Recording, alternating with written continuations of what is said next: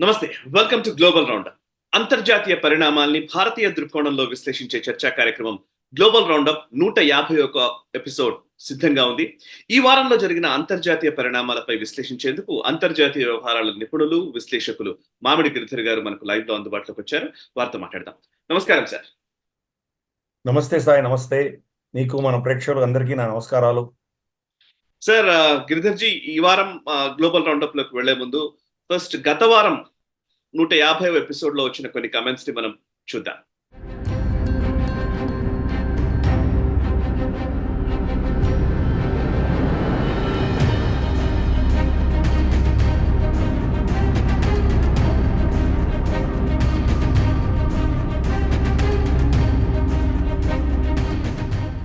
చూసారు కదా, 150వ ఎపిసోడ్ లోని కమెంట్స్ చూసారు కదా. 151వ ఎపిసోడ్ లోకి ఎంటర్ అయ్యాము.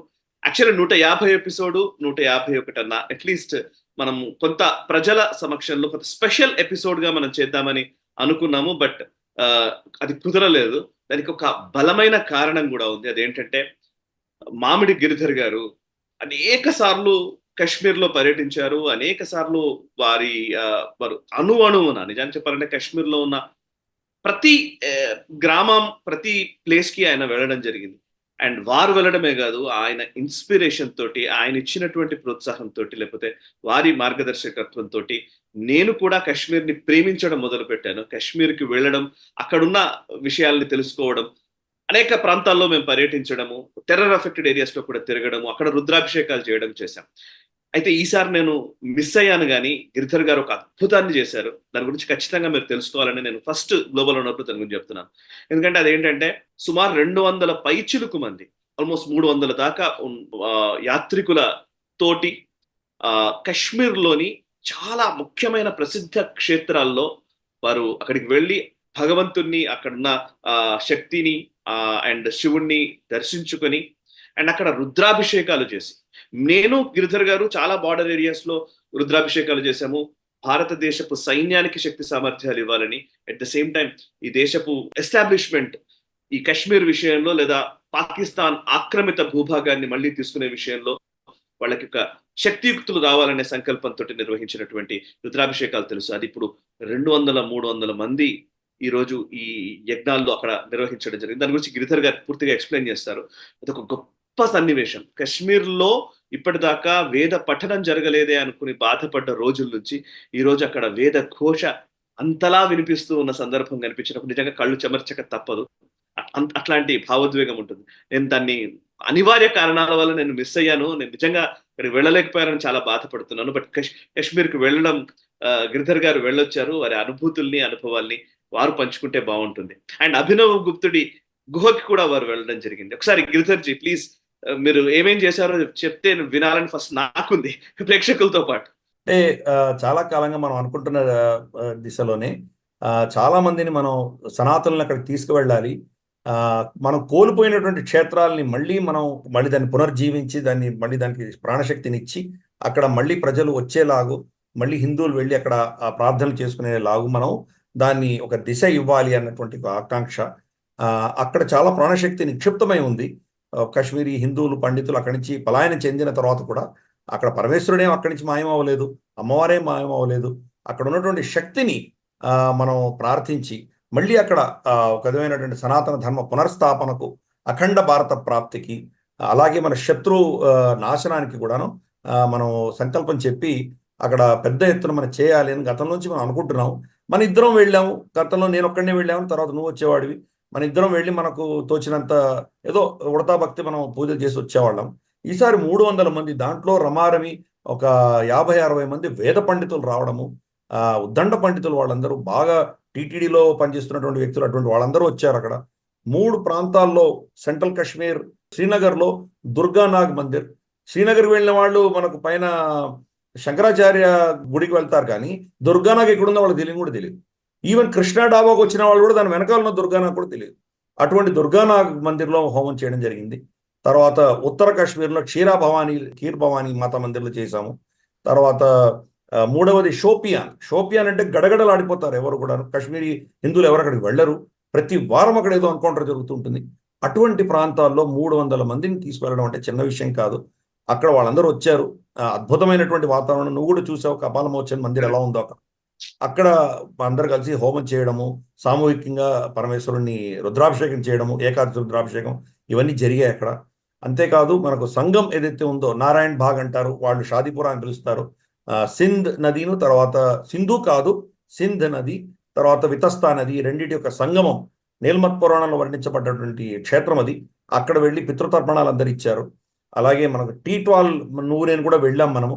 ఇప్పుడు భవ్యమైన మందిరం వచ్చింది అక్కడ. విధుశేఖరేంద్ర భారతి గారు, మన చిన్నస్వామి గారు శృంగేరి పీఠాధిపతి, ఆయన అక్కడ ప్రాణప్రతిష్ఠ చేసిన విషయం మనకు తెలుసు. అక్కడ కూడా వీళ్ళందరూ వెళ్ళి దర్శనం చేసుకోవడం జరిగింది. కాబట్టి ఇది ఒక అక్కడ ఉన్నటువంటి క్షేత్రాలన్నింటినీ మళ్ళీ మనం ఒక విధమైన ఊపిరిచ్చి ప్రాణశక్తిని అక్కడ ఉన్నటువంటి నివురుగప్పినటువంటి నిప్పు ఉన్నటువంటి ప్రాణశక్తిని మళ్ళీ బయటికి తీసుకురావాలన్న ప్రయత్నం ఒకటి చేశాము. వేదఘోష అక్కడ వినపడేసరికి పరమేశ్వరుడు అమ్మవారు ప్రసన్నులు అవుతారు. దానివల్ల అక్కడ మంచి జరుగుతుంది, శాంతి వస్తుంది. ప్లస్ మనం అనుకున్నటువంటి ఇవన్నీ కూడా నెరవేరుతాయనే ఉద్దేశంతో అందరూ వెళ్ళడం జరిగింది. ఇది జగన్నాథ శాస్త్రి గారు అని చెప్పేసి ఆయన పరాశర ఆగమ వేద పాఠశాల అని ఒకటి నడిపిస్తున్నారు మల్కాజ్గిరిలో. ఆయన ఆధ్వర్యంలో మేము వెళ్ళడం జరిగింది. ఆయన దగ్గర ఆయన శిష్యులు కావచ్చు, ఆయన బృందంలో చాలా మంది ఉద్దండ పండితులు ఉన్నారు, మంచి వేదజ్ఞులు ఉన్నారు. అందరం కలిసి ఆయన తీసుకువెళ్ళడం జరిగింది. సరే, దానికి బ్యాక్ బోన్ ఏదైతే ఉందో దానికి కావాల్సిన ఎక్కడికి వెళ్ళాలి, ఎందుకు వెళ్ళాలి, అక్కడ ఏంటి, ఆ సపోర్ట్ అంతా నేను ఇచ్చాను. కానీ ముఖ్యంగా ఆ వేద పాఠశాల ఆధ్వర్యంలో ఇదంతా జరిగింది. అది దీనిని చూసి ప్రేరణ తీసుకొని ఇంకా చాలా మంది ఆ క్షేత్రాలకు వెళ్ళి మళ్ళీ అక్కడ మనం కోల్పోయిన సనాతన ధర్మాన్ని మళ్ళీ వెనక్కి తీసుకొస్తారని మనం ఆకాంక్షించాలి. ఆ ప్రయత్నమే చిన్న ప్రయత్నం చేశాము, సాహసం చేశాము తప్పకుండా. జమ్మూలో ఎస్పెషల్లీ అటాక్స్ జరుగుతున్న సమయంలో ఇది వెళ్ళడం అనేది చిన్న విషయం కాదు. చాలా భయపడ్డారు కూడా. దానికి తోడుగా మనకు అడ్మినిస్ట్రేషన్ కూడా సహాయపడింది. మొత్తం 20 బస్సులు వెళ్తుంటే మాది మొత్తం కాన్వాయ్ 20 బస్సులు. 20 బస్సులకు కూడాను వాళ్ళు సిఆర్పిఎఫ్ పోలీస్ అందరూ మనకు కాన్వాయ్ సెక్యూరిటీ ప్రొవైడ్ చేశారు. యాత్రికులు కూడా అందరూ చాలా సంతోషించారు. ప్రైమ్ మినిస్టర్కి దక్కిన సెక్యూరిటీ మాకు కూడా వచ్చిందని చాలా సంతోషపడ్డారు వాళ్ళు. సో కానీ పరమేశ్వరుడి కరుణ ఉన్నప్పుడు మనకు ఏమీ అవ్వదు అన్న ధైర్యంతో వెళ్ళారు. వాళ్ళందరికీ కూడాను కృతజ్ఞులం. వాళ్ళందరికీ కూడాను మనం శిరస్సు వచ్చి నమస్కరించవలసిందే. ఈ ప్రేరణ తీసుకొని మిగతా వాళ్ళు కూడా వెళ్ళాలని మనం అర్థిద్దాం. ఖచ్చితంగా సార్, ఖచ్చితంగా. నిజానికి నాకు గుర్తుంది ఇప్పటికీ కూడా, షోపియాన్ లో కపాలమోచన్ టెంపుల్లో అక్కడ మనం మీరు మన రుద్రాభిషేకం చేస్తున్న రోజు నాకు ఇప్పటికీ కళ్ళ ముందుంటుంది. ఆ రోజు అసలు కార్ నుంచి దిగొద్దు అని చెప్పిన గైడ్లు మనకు తెలుసు. ఆ రోజు డ్రైవర్ దగ్గర నుంచి వాళ్ళు ఎవరు కార్ నుంచి దిగొద్దు అని చెప్పిన రోజు తెలుసు. యాక్చువల్లీ అంతమందిని తీసుకెళ్లడము, అదే టైంలో రియాజీ అటాక్ జరిగింది, బస్ అటాక్. అయినప్పటికీ అంటే నేను ప్రేక్షకులు చాలా మందికి కూడా కాశ్మీర్ అనగానే ఒక భయాందోళన ఉంటది. కించిత్ భయాందోళన కూడా మీ ముఖంలో ఎప్పుడు కనిపించలేదు నాకు. సో ఎక్కడికి వెళ్ళినా కూడా సో ప్లీజ్ ప్రేక్షకులారా, ప్లీజ్ ఫస్ట్ కశ్మీర్ మనది అని అనుకుంటే సరిపోదు. మనం దాన్ని ఓన్ చేసుకోవాలి, ఆ ప్రాంతాన్ని ఓన్ చేసుకోవాలి, అక్కడ ఉన్న మనుషుల్ని ఓన్ చేసుకోవాలి. వీలైనంత వరకు అక్కడికి వెళ్ళి రావడం అనేది ఎక్కువగా చేస్తూ ఉండాలి. అప్పుడే అది మన భాగంగా నిలుస్తుంది. అండ్ అభినవ గుప్తుడి గుహలో కూడా రుద్రాభిషేకం చేశారు గిరిధర్ గారు. సరే, ఆ అభినవ గుప్తుడి గుహకు సంబంధించి జావేద్ బేగ్ దాన్ని పునరుద్ధరించారు అని చెప్పేసి అంటున్నారు. ఒకసారి చెప్తారా సార్ ఆ డీటెయిల్స్ ఏంటి, అక్కడ ఎలా ఉంది పరిస్థితి? అభినవ గుప్తుడు తపస్సు చేసుకున్నటువంటి గుహ బీర్వా అన్నటువంటి డిస్ట్రిక్ట్ లో ఉన్నది. ఇది సెంట్రల్ కాశ్మీర్ లో ఉంటుంది. శ్రీనగర్కి చాలా దగ్గరగా ఉంటుంది, ఆల్మోస్ట్ 25 కిలోమీటర్ల దూరం. గుల్మర్గ్కి వెళ్లే దారి నుంచి కొంత డైవర్షన్ అది. అక్కడ గుహలో ఆయన తపస్సు చేసుకున్నారని వాళ్ళందరూ విశ్వసిస్తారు. ఆ బీర్వా అన్న ఊరి పేరే భైరవ, కాలభైరవుడి నుంచి వచ్చింది అని చెప్పేసి అది ప్రసిద్ధి. జావేద్ బేగ్ వచ్చేసి మేమందరం ఆయన సంతతి వాళ్ళమే అని చెప్పేసి నమ్మేటువంటి వ్యక్తి. నువ్వు ఆల్రెడీ ఇంటర్వ్యూ కూడా చేసావు, ఐ థింక్ నేషనల్ స్టాఫ్ మనం అతని ఇంటర్వ్యూ కూడా మనం హోస్ట్ చేసాము. అతను అక్కడికి వెళ్ళడానికి అడ్మినిస్ట్రేషన్ సహాయం తీసుకుని మెట్లు అవన్నీ తయారు చేసి పెట్టాడు. అతను చాలా కృషి చేశాడు దాంట్లో. కానీ అక్కడ ఈ ఇస్లామిక్ మూకలు, అక్కడంతా ఇస్లామిక్ పెయింటింగ్, గ్రీన్ పెయింట్ వేసి అక్కడంతా వాళ్ళ ఇస్లామిక్ రైటింగ్స్ రాసి గుహలో కూడా పెట్టి, గుహ బయట పెట్టి అది మాది అని క్లెయిమ్ చేసేటువంటి ప్రయత్నం చేస్తున్నారు. గతంలో శ్రీ రవిశంకర్ గారు అక్కడ వెళ్ళాలి అంటే కనుక అడ్మినిస్ట్రేషన్ పర్మిషన్ ఇవ్వలేదు ఆయనకు. జమ్మూలోనే ఏదో ప్రోగ్రామ్ చేసి వెళ్ళిపోయారు ఆయన. అభినవ్ గుప్తుడి కేవ్కి వెళ్ళాలి అని ఆయన ప్రయత్నం చేశారు, అది కుదరలేదు. బహుశా ఆయన చాలా ఫేమస్ కాబట్టి ఇబ్బందులు ఉంటాయనే ఉద్దేశంతో అడ్మినిస్ట్రేషన్ అవాయిడ్ చేసి ఉండొచ్చు. నేనెవరో అనామకుడిని కాబట్టి నన్ను ఎవరు ఆపలేదు. ప్లస్ జావేద్ బేగ్ నాతో రావడంతో అక్కడికి వెళ్ళి ఆ గుహలో వెళ్ళి రుద్రాభిషేకం చేసే భాగ్యం నాకు కలిగింది. జావేద్ బేగ్ స్వయాన ఆయన చెప్తున్నానంటే గత 2 సంవత్సరాలుగా కొంతమంది కాశ్మీరీ పండితులు హిందువులో వెళ్ళి ఏదో చిన్న పూజ ఏదో పాటనో ఏదో ధ్యానం లాంటివి ఏవో చేసుకొని వచ్చారు, కానీ ఇంత పెద్ద ఎత్తున రుద్రాభిషేకం ఎవరు చేయలేదు. ఆయన దృష్టిలో కనీసం అంటే ఒక కొన్ని 4-5 వందల సంవత్సరాల్లో అక్కడ ఎవరు అభిషేకాలు ఇంత పెద్ద పూజ చేయలేదు. ఈ సాహసం మీరు చేశారని అతను కూడా అభినందించడం జరిగింది. అది వ్యక్తిగతంగా మనకు సక్సెస్ అని నేను అనుకోను. నేను హిందువులు అక్కడ అడుగు పెట్టారు, హిందువులు అక్కడ అభినవ గుప్తుడి యొక్క చరిత్రని, ఇతిహాసాన్ని, ఆయన యొక్క ప్రాణశక్తిని మళ్ళీ మనం ఆకలింపు చేసుకొని దాన్ని మళ్ళీ రీక్లెయిమ్ చేసేటువంటి ప్రయత్నంలో నేను ఒక అడుగు వేశాను. బహుశా ఇంకా రాబోయే రోజుల్లో మన సనాతనులందరూ అక్కడికి ఎక్కువ సంఖ్యలో వెళ్ళి క్రమేపీ అది హైందవులది అన్నటువంటి ఒక సిచ్యువేషన్ తీసుకురావాలి. అక్కడికి వెళ్ళినా కానీ కూడా అక్కడ లోకల్స్ మమ్మల్ని బెదిరించారు. అక్కడ ఎలుగుబంట్లు ఉంటాయి, చిరుతపుల్లు ఉంటాయి, వెళ్ళకండి అన్నారు. పెద్ద ఎక్కువ లేదు, అది ఒక 60-70 మెట్లు మాత్రమే ఎక్కాలి. కనిపిస్తుంటుంది ఎదురుగా, ఈజీగా ఎక్కి వెళ్ళొచ్చు, పెద్ద కష్టమైన విషయం ఏం కాదు. కానీ వాళ్ళు మా హిందువులు రాకూడదన్న ప్రయత్నం వాళ్ళ లెవెల్లో చేస్తున్నారు. జావేద్ బేగ్ అక్కడ ఒక పొలిటీషియన్, ఆయనకి హ్యూమన్ రైట్స్ యాక్టివిస్ట్ కాబట్టి అతనికి గన్మెన్, అతనికి ఉన్న సెక్యూరిటీ ఉంటుంది కాబట్టి అతన్ని అపోజ్ చేయలేకపోయారు వాళ్ళు. ఈసారి కనుక మన దగ్గర నుంచి ఎవరన్నా వెళ్ళదలుచుకుంటే తప్పకుండా జావేద్ బేగ్ వాళ్ళందరికీ కూడా సాయం చేసి అక్కడ తీసుకువెళ్ళేటువంటి ప్రయత్నం ఆయన చేస్తారు. కాబట్టి దయచేసి ఆ వీడియో ఏదో నా వ్యక్తిగతమైన ప్రొజెక్షన్ కాదు, నేనేదో అచీవ్ చేశానని చెప్పడం కాదు. ఆల్రెడీ మనకు నేషనల్ స్టబ్లో అది షార్ట్స్ రూపేణ అది పెట్టడం జరిగింది. అది బహుశా రాబోయే కొన్ని రోజుల్లో ఈ యాత్ర గురించి, అభినవ్ గుప్తుడి గురించి సపరేట్గా వీడియోస్ కూడా చేస్తాము. అందరూ కూడా తప్పకుండా అక్కడికి వెళ్ళవలసిన బాధ్యత ఉన్నది మనకు. మనం వెళ్తేనే మనం క్లెయిమ్ చేయగలం, లేకపోతే చదలబట్టిన దేశం అవుతుంది అది.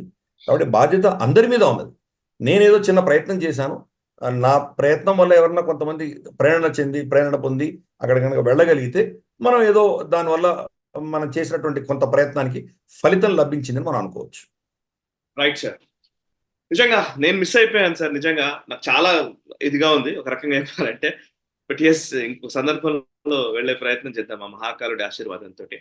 ఓకే, ఈ వారం గ్లోబల్ రౌండప్ లోకి ఎంటర్ అవుదాం. ఈ వారం గ్లోబల్ రౌండప్ లో ఫస్ట్ పాజిటివ్ న్యూస్ గా మనకు కనబడుతున్నవి కీలకమైన పరిణామాలకు సంబంధించి చూడాలంటే G7 సమ్మిట్ ఒకవైపు జరుగుతున్న నేపథ్యము అది, అండ్ ఇంకొక కీలకమైన విషయమే మనకు ఈ ఫస్ట్ పాజిటివ్ గా కనిపిస్తుంది. అదేంటంటే భారత ప్రభుత్వము మొట్టమొదటిసారి నిజానికి టిబెట్ జోలికి ఎక్కువగా భారతదేశము, భారత ప్రభుత్వ విధానపరంగా చూసినా కూడా టిబెట్ విషయంలో టిబెట్ ని చైనాలో అంతర్భాగంగానే చూస్తూ మన ఫారిన్ పాలసీ నడుస్తూ వచ్చింది.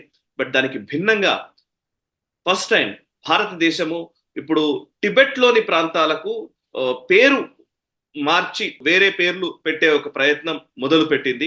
And almost 11 residential areas, 12 mountains, 4 నదులు, ఒక సరస్సు, అదేవిధంగా ఒక మౌంటైన్ పాస్, ఇట్లాంటి అన్నిటికీ కూడా కొన్ని పేర్లని మారుస్తూ ప్రభుత్వం ప్రకటించడం జరిగింది. అంటే ఇది నిజానికి చాలా గొప్ప పరిణామమే.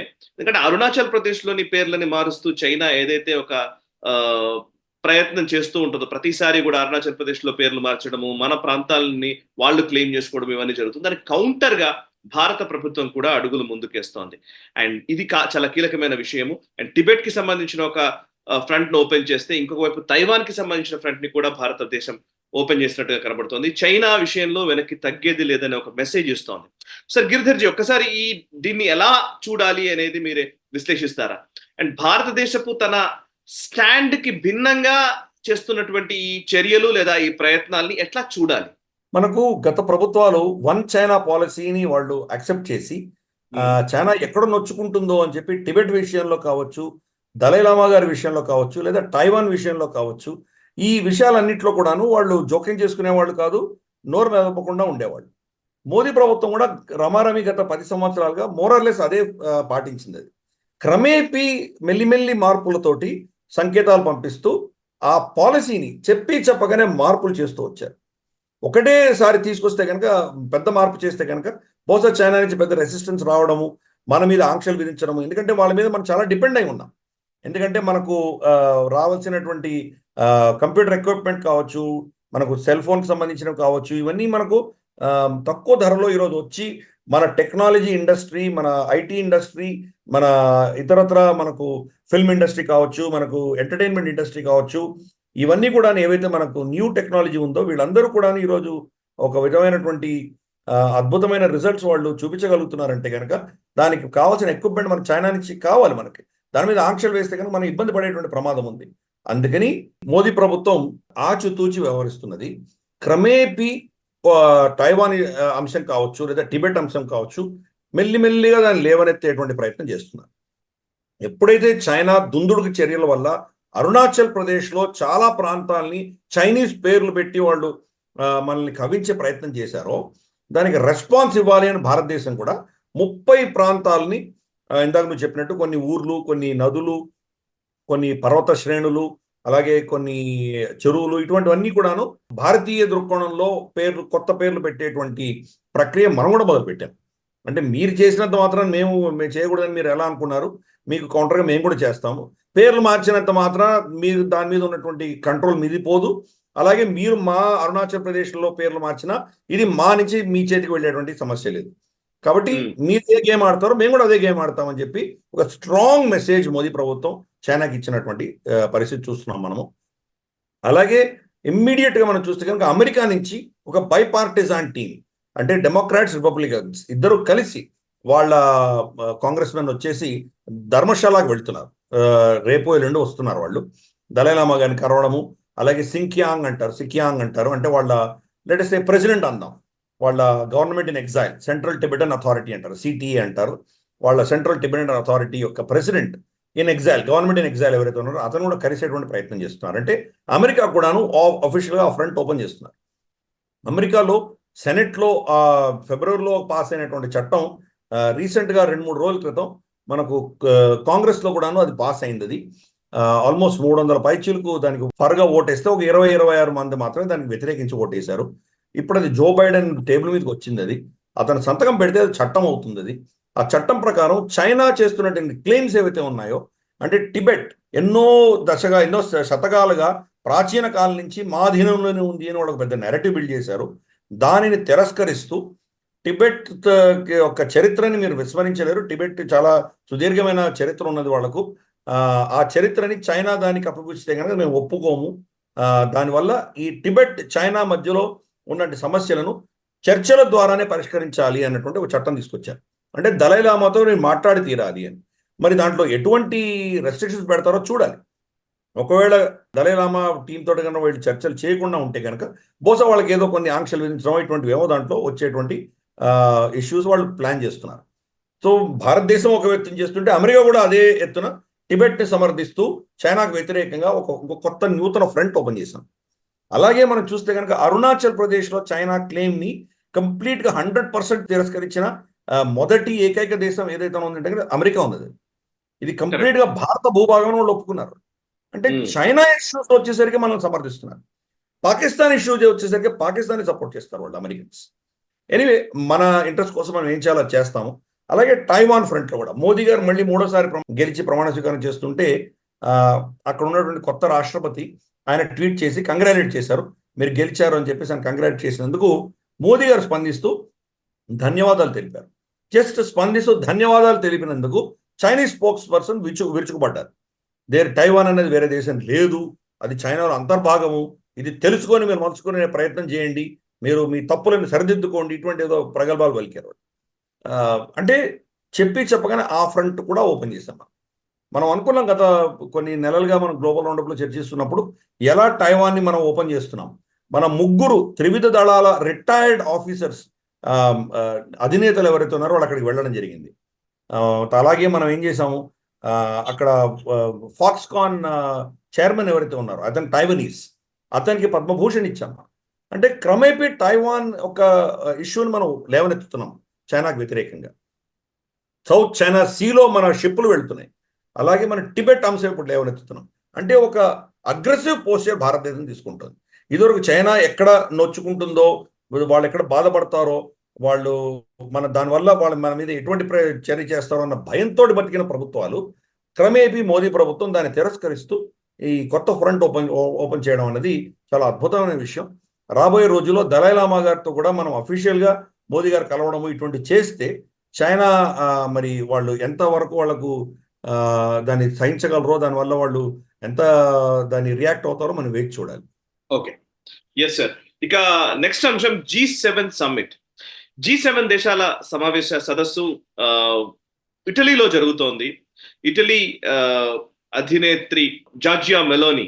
So actually Giorgia Meloni and Narendra Modi గారి ఫోటో సోషల్ మీడియాలోనే వైరల్ అవుతోంది. వాళ్ళిద్దరి మధ్య ఉన్నటువంటి ఆ ర్యాపో కావచ్చు, ఆమె మోదీ గారిని వెల్కమ్ చేసిన విధానం కావచ్చు, అండ్ మెలోడీ అనే ఒక హ్యాష్ ట్యాగ్ కూడా ఇప్పుడు వైరల్ అవుతున్న పరిస్థితి.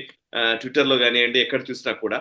సో ఒక్కసారి అంటే అఫ్ కోర్స్ మనం జార్జియా మెలోని భావజాలం గురించి, ఆవిడ మాట్లాడిన తీరు గురించి అండ్ ఇటలీలో ఉన్న పరిస్థితుల గురించి మీరు గతంలో కూడా గ్లోబల్ రౌండప్ లో వివరించారు. బట్ అండ్ G7 సమ్మిట్ లో నరేంద్ర మోదీ గారు, ప్రధాని నరేంద్ర మోదీ గారు ఆయన మరొకసారి ప్రధానిగా ఎన్నికైన తర్వాత వారు ఈ G7 సమ్మిట్ లో పాల్గొనడము, అందులో జార్జియా మెలోని తోటి ద్వైపాక్షిక చర్చలు అండ్ ఇమాన్యుయల్ మ్యాక్రాన్ తో ద్వైపాక్షిక చర్చలు జరిగాయి. జెలెన్స్కీతో ఆయన మాట్లాడడం జరిగింది అండ్ పోప్ ఫ్రాన్సిస్ ని కలవడం జరిగింది. ఓకే, ఒకవైపు ద్వైపాక్షిక చర్చలు అండ్ సమ్మిట్ లో ఆయన ఇచ్చిన ప్రసంగము ఇవన్నీ ఒక ఎత్తు అయితే, జార్జియా మెలోనికి సంబంధించి అంటే ఇటలీతో సత్సంబంధాల విషయంలో జరిగిన అంశం గురించి చాలా చర్చ జరుగుతోంది. ఒకసారి G7 హైలైట్స్ వివరిస్తారా? అండ్ దెన్ మనం కొన్ని కీలకమైన నిర్ణయాల గురించి కూడా మనం మాట్లాడాలి.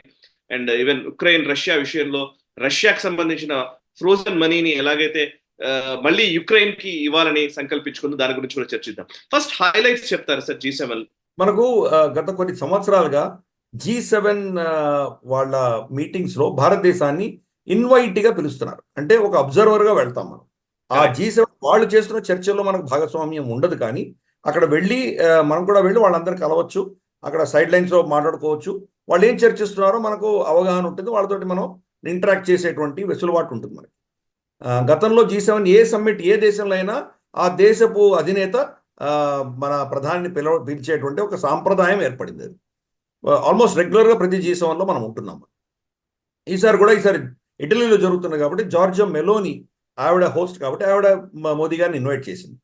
మోదీ గారు ఎలక్షన్ స్పీచ్లో కూడా ఆయన చెప్పారు, నేను ఎలాగూ వస్తున్నాను, మళ్ళీ గెలిచి వస్తున్నానని వాళ్ళకు తెలుసు, అందుకనే మీరు తర్వాత ఎన్నికలు అయిపోయాక రావాలి అని చెప్పి నాకు ఇన్విటేషన్ ఇచ్చారు. కాబట్టి అంటే నేను ఎలా గెలుస్తున్నాను అంటే ధీమా అప్పుడు ఆయన ఎలక్షన్ కూడా వ్యక్తం చేసిన విషయం మనకు తెలుసు.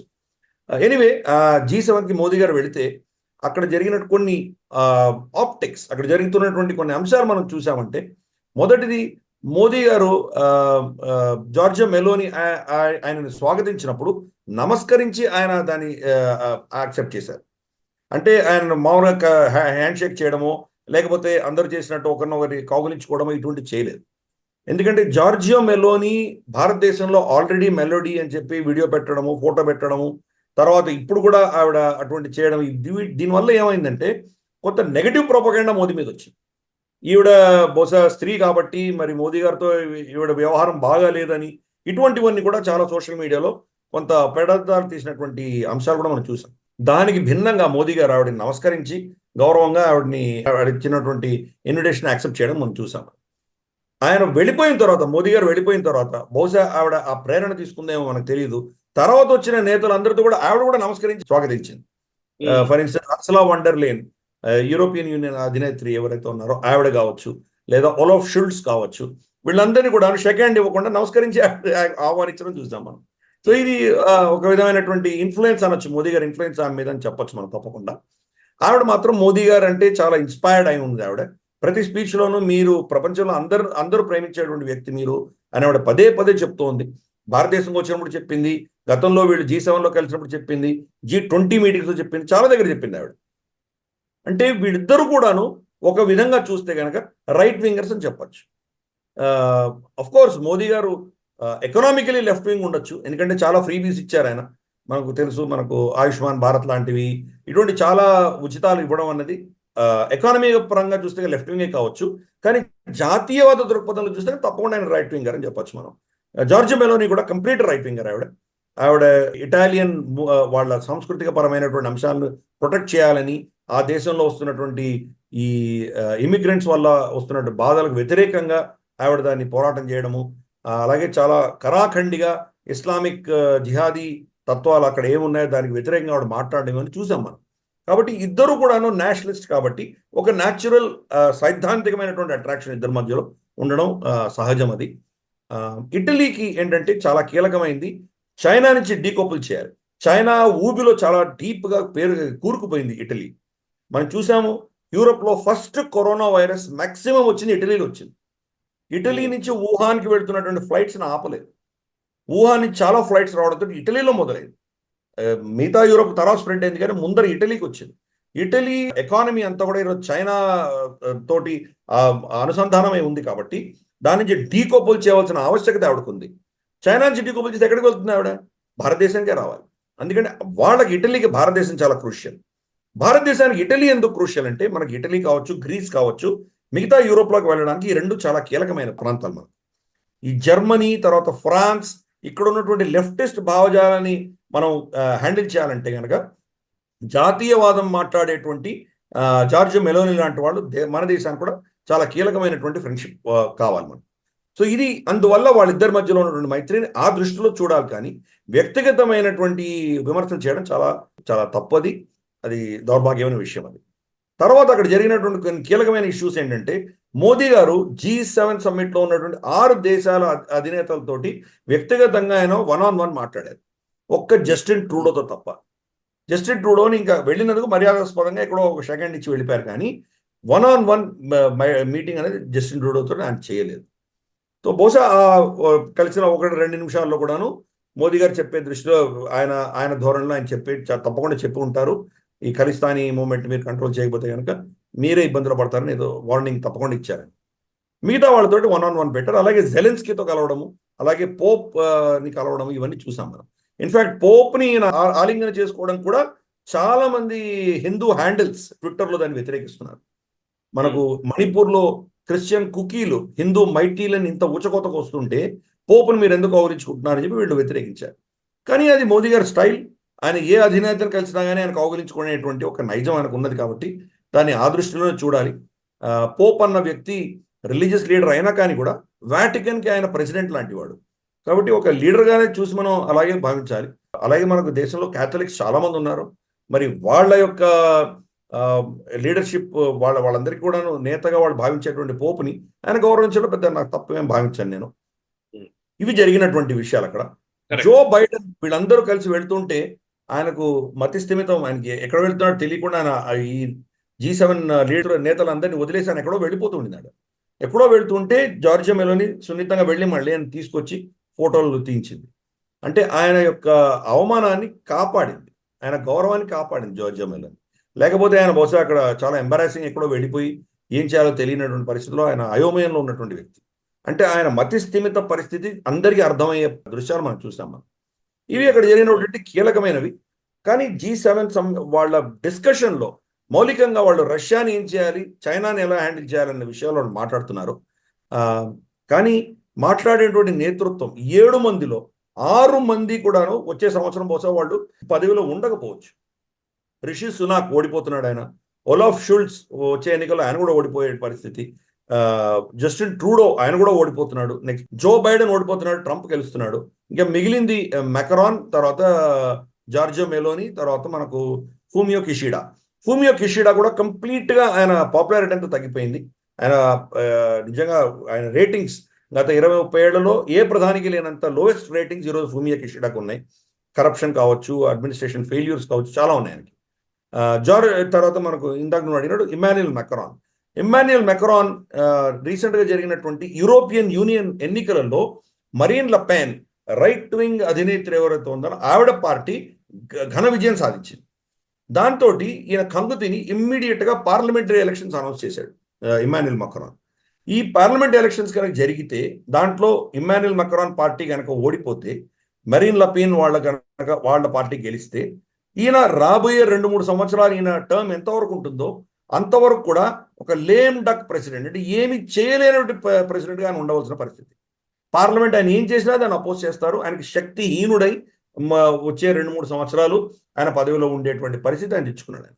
లిటరల్గా చూడాలంటే G7 సమ్మిట్లో జార్జియో మెలోని మినహాయిస్తే ఎవరు స్థిమితంగా లేరు, వాళ్ళ పదవులు ఎవరికి ఉండేటువంటి పరిస్థితి లేదు అక్కడ. జార్జియో మెలోని యూరోపియన్ ఎన్నికల్లో కూడా ఆవిడ పార్టీ ఘన విజయం సాధించింది. అలాగే మనకు జర్మనీలో కావచ్చు, మనకు ఫ్రాన్స్లో కావచ్చు, బెల్జియంలో కావచ్చు, నెదర్లాండ్స్లో కావచ్చు, చాలా ప్రాంతాల్లో రైట్ వింగర్స్ యూరోపియన్ యూనియన్లో చాలా గణనీయంగా వాళ్ళు ఎన్నికలు గెలిచి పైకి వచ్చారు వాళ్ళు. గేర్ట్ వైల్డర్స్ మనం సమర్థిస్తూ మాట్లాడినటువంటి గేర్ట్ వైల్డర్స్ నెదర్లాండ్స్లో ఆయన పార్టీ కూడా చాలా ఘన విజయాలు సాధించింది. ఒక్క స్కాండినేవియన్ కంట్రీస్లో, తర్వాత యూకేలో ఈ లెఫ్టిస్ట్ భావజాలం ఉన్నటువంటి వాళ్ళు ఇంకా వాళ్ళ కంట్రోల్ ఉన్నది. G7 సమ్మిట్లో ఇవన్నీ జరిగినాయి. G7 సమ్మిట్ మొత్తం యావత్ ప్రపంచ ఎకానమీని శాసించేటువంటి కూటమి అది. అటువంటి వాళ్ళు ఈరోజు ఏం చేయాలో తెలియనటువంటి అస్తవ్యస్తమైన పరిస్థితిలో వాళ్ళు ఉన్నారు. ఒకరి మీద ఒకరు ఆక్షేపణలు చేసుకుంటూ ఉన్నారు. కాబట్టి వీళ్ళనందరినీ ఒక శాంతియుతంగా సమన్వయం చేయగలిగిన శక్తి ఈరోజు భారతదేశానికి ఉన్నది. కానీ ఇప్పుడు మనం జోక్యం చేసుకుంటే కనుక వాళ్ళలో ఉన్నటువంటి ఆ ఎక్స్ట్రీమ్ భావజాలాలు ఏవైతే ఉన్నాయో, మేమే చాలా గొప్ప అన్న భావజాలం వల్ల మనకు కొన్ని ఇబ్బందులు వస్తాయి. మనం ప్రస్తుతానికి వాళ్ళ క్షీణించే పరిస్థితి ఏదో ఉందో మనం అబ్జర్వ్ చేస్తూ మన ఇంట్రెస్ట్ కాపాడుకునే దిశగా మనం ప్లాన్ చేయాలి. మోదీ గారు అదే చేశారు. రాబోయే రోజుల్లో, రాబోయే కొన్ని 4-5 సంవత్సరాల్లో యూరోపియన్ యూనియన్ G7 క్షీణిస్తాయి, భారతదేశం ఎదుగుతూ ఉంటుంది. వాళ్ళ అవసరం ప్రకారం, వాళ్ళ అవసరాల కోసం భారతదేశాన్ని G7లో చేరమని వాళ్లే కోరబోతున్నారు. అప్పుడు G7 G8 అవుతుంది. కానీ మనం మాకు G8లో మాకు సదస్సు ఇవ్వండి అని మనం అడగవలసిన ఆవశ్యకత మనకు లేదు. వాళ్లే మనల్ని పిలుస్తారు. ఓకే సార్, అయితే ఇంకొకటి G7 సమ్మిట్ లో ఫ్రోజన్ రష్యన్ అసెట్స్ కి సంబంధించి మీరు గతంలో చెప్పారు. యాక్చువల్లీ రష్యా పైన ఆంక్షలు విధించడంతో ఫ్రోజన్ అసెట్స్ ఏవైతే ఉన్నాయో వాటిని ఉక్రెయిన్ కి ఇచ్చే ప్రయత్నంలోనే యుఎస్ ఉంది అనే విషయం గురించి గతంలో మీరు ఎక్స్ప్లెయిన్ చేశారు. కొంత మనీని కూడా కొంత నిధుల్ని కూడా ఇచ్చినట్టుగా మీరు అప్పుడు చెప్పారు. బట్ ఇప్పుడు సేమ్ థింగ్ G7 సమ్మిట్ లో కూడా $50 బిలియన్ ఏవైతే రష్యాకి సంబంధించినటువంటి ఫ్రోజన్ అసెట్స్ ఉన్నాయో వాటిని ఉక్రెయిన్ కి ఇచ్చి రష్యన్ ఫోర్సెస్ కి వ్యతిరేకంగా పోరాడడం కోసం వాళ్ళకి నిధులు ఇవ్వాలని కూడా ఇందులో నిర్ణయించినట్టుగా తెలుస్తోంది. అండ్ దీన్ని ఎట్లా అర్థం చేసుకోవాలి ఒకటి? అండ్ చైనా విషయంలో G7 సమ్మిట్ లో ఏం చర్చ జరిగింది చెప్తారు? చైనా నుంచి ఫస్ట్ డీరిస్క్ చేయాలి, చైనా నుంచి డీకపుల్ చేసుకోవాలి అన్నటువంటి ఒక అభిలాష అందరికీ ఉన్నది. కానీ అన్ని దేశాలు కూడా చైనాతోటి చాలా గాఢంగా ఇన్వాల్వ్ అయిపోయి ఉన్నారు. జర్మనీ ఫర్ ఇన్స్టెన్స్, వాళ్ళకి ఆల్మోస్ట్ మేజర్ బిజినెస్ పార్ట్నర్ చైనానే. జర్మనీలో వాళ్ళు మ్యానుఫ్యాక్చరింగ్ చేసేటువంటి ప్రోడక్ట్స్ అన్ని కూడాను మేజర్ మార్కెట్ చైనాలో కొనుగోలు చేస్తుంది. కాబట్టి చైనాకి వ్యతిరేకంగా వాళ్ళు మాట్లాడలేరు. G7 కూటమిలో వీళ్ళు ఎంత మాట్లాడినా అల్టిమేట్గా ఆ బిజినెస్ కోల్పోలేనటువంటి పరిస్థితి. అలాగే అమెరికన్ కంపెనీలు $ట్రిలియన్స్ చైనాలో ఇన్వెస్ట్ చేశారు. కాబట్టి దాని నుంచి బయటకు రాలేనటువంటి పరిస్థితి. కాబట్టి అందరూ కూడా చైనా నుంచి ఎలా హ్యాండిల్ చేయాలని తెలియక సతమతం అవుతున్నారు. ఏదో రెజల్యూషన్స్ పాస్ చేశారు కానీ దానివల్ల పెద్ద ఒరిగేదేం లేదు. ఏదో టిబెట్ ఫ్రంట్ ఓపెన్ చేస్తున్నారు, జింగ్జియాంగ్ యూగర్ల గురించి ఏదో ఆంక్షలు విధించారు. ఇవన్నీ చాలా పెరిఫరల్గా జరుగుతాయి. గూఢంగా మనం చూస్తే కనుక, డీప్ రూటెడ్గా మనం చూస్తే కనుక చైనా నుంచి వీళ్ళు ఎలా బయటపడాలి అనేది వీళ్ళకి అర్థం కావట్లేదు. వాళ్ళు దాని డెసిషన్ తీసుకోలేకపోతున్నారు. రష్యాకి సంబంధించి రష్యన్ ఫారెక్స్ రిజర్వ్స్, మన దేశంలో కూడా ఫారెక్స్ రిజర్వ్స్ ఏముంటాయి? అమెరికన్ ఏమైనా స్టాక్ మార్కెట్లోనో లేదా అమెరికన్ మన సెక్యూరిటీస్లోనో వీటిలో పెడతాం. బంగారం కొంటే కనుక బంగారం కూడా రమారమి వాళ్ళ బ్యాంకుల్లోనే ఉంటుంది. భారతదేశానికి సంబంధించి 400 టన్నులు విదేశాల్లో ఉన్నాయి. ఇవన్నీ కూడాను ఈ దేశాలన్నీ కూడా ఫ్రీజ్ చేసి పెట్టారు రష్యాకి సంబంధించినవి. యుద్ధం మొదలైన తర్వాత, యుక్రెయిన్ మొదలైన తర్వాత వీటన్నిటిని కూడాను రష్యాకి యాక్సెస్ లేకుండా, రష్యా దాన్ని తీసుకోలేనటువంటి ఆంక్షలు వాళ్ళ మీద విధించారు. దీంతో వ్లాడిమిర్ పుటిన్ ఏం చేశారంటే, ఇప్పుడు లేటెస్ట్ డెవలప్మెంట్, ఆయన డాలర్ యూరోని రష్యాలో ఉన్నటువంటి స్టాక్ మార్కెట్స్లో దాని మీద ట్రేడింగ్ నిలిపివేశారు ఆయన. రెండవది, ఈ యొక్క కంప్లీట్ EU కావచ్చు, G7 కావచ్చు, వీళ్ళు వేసినటువంటి ఆంక్షల వల్ల రష్యా ఎకానమీ పెరిగిందే కానీ తగ్గలేదు. కాబట్టి రష్యాను కూడా ఎలా డీల్ చేయాలో వీళ్ళకి అర్థం కావట్లేదు. వాళ్ళు ఫ్రీజ్ చేసినటువంటి అసెట్స్, దాని మీద వచ్చేటువంటి ఇంట్రెస్ట్ని యుక్రెయిన్కి ఒక లోన్ రూపేణా ఇచ్చి మనం కాపాడుకుందామని వాళ్ళు ప్రయత్నం చేస్తున్నారు. దానికి రిపర్కషన్స్ ఉంటాయని వ్లాడిమిర్ పుటిన్ కూడా వార్నింగ్ ఇవ్వడం జరిగింది. కాబట్టి ఈ నిర్ణయం తర్వాత మరి రష్యా ఎలా రిటాలియేట్ చేస్తుందో వేచి చూడాలి మనం. రష్యా తలుచుకుంటే కనుక యూరోపియన్ యూనియన్ కానీ వీళ్ళందరూ కూడాను వాళ్ళకు ఉన్నటువంటి ఎనర్జీ నీడ్స్ కంప్లీట్గా కట్ చేయగలిగినటువంటి కెపాసిటీ వాళ్ళకు ఉన్నది. ప్లస్ సౌదీ అరేబియా కూడా వాళ్ళతో కలవడంతో వాళ్ళు ఏం చేయాలో అర్థం కానటువంటి పరిస్థితి. కాబట్టి ఈ G7 సమ్మిట్లో వీళ్ళు చేసిన నిర్ణయాలన్నీ కూడా పెద్దగా గుణం చూపిస్తాయని నేను అనుకోను. వాళ్ళు క్షీణిస్తున్నటువంటి పరిస్థితిని చూస్తున్నాం.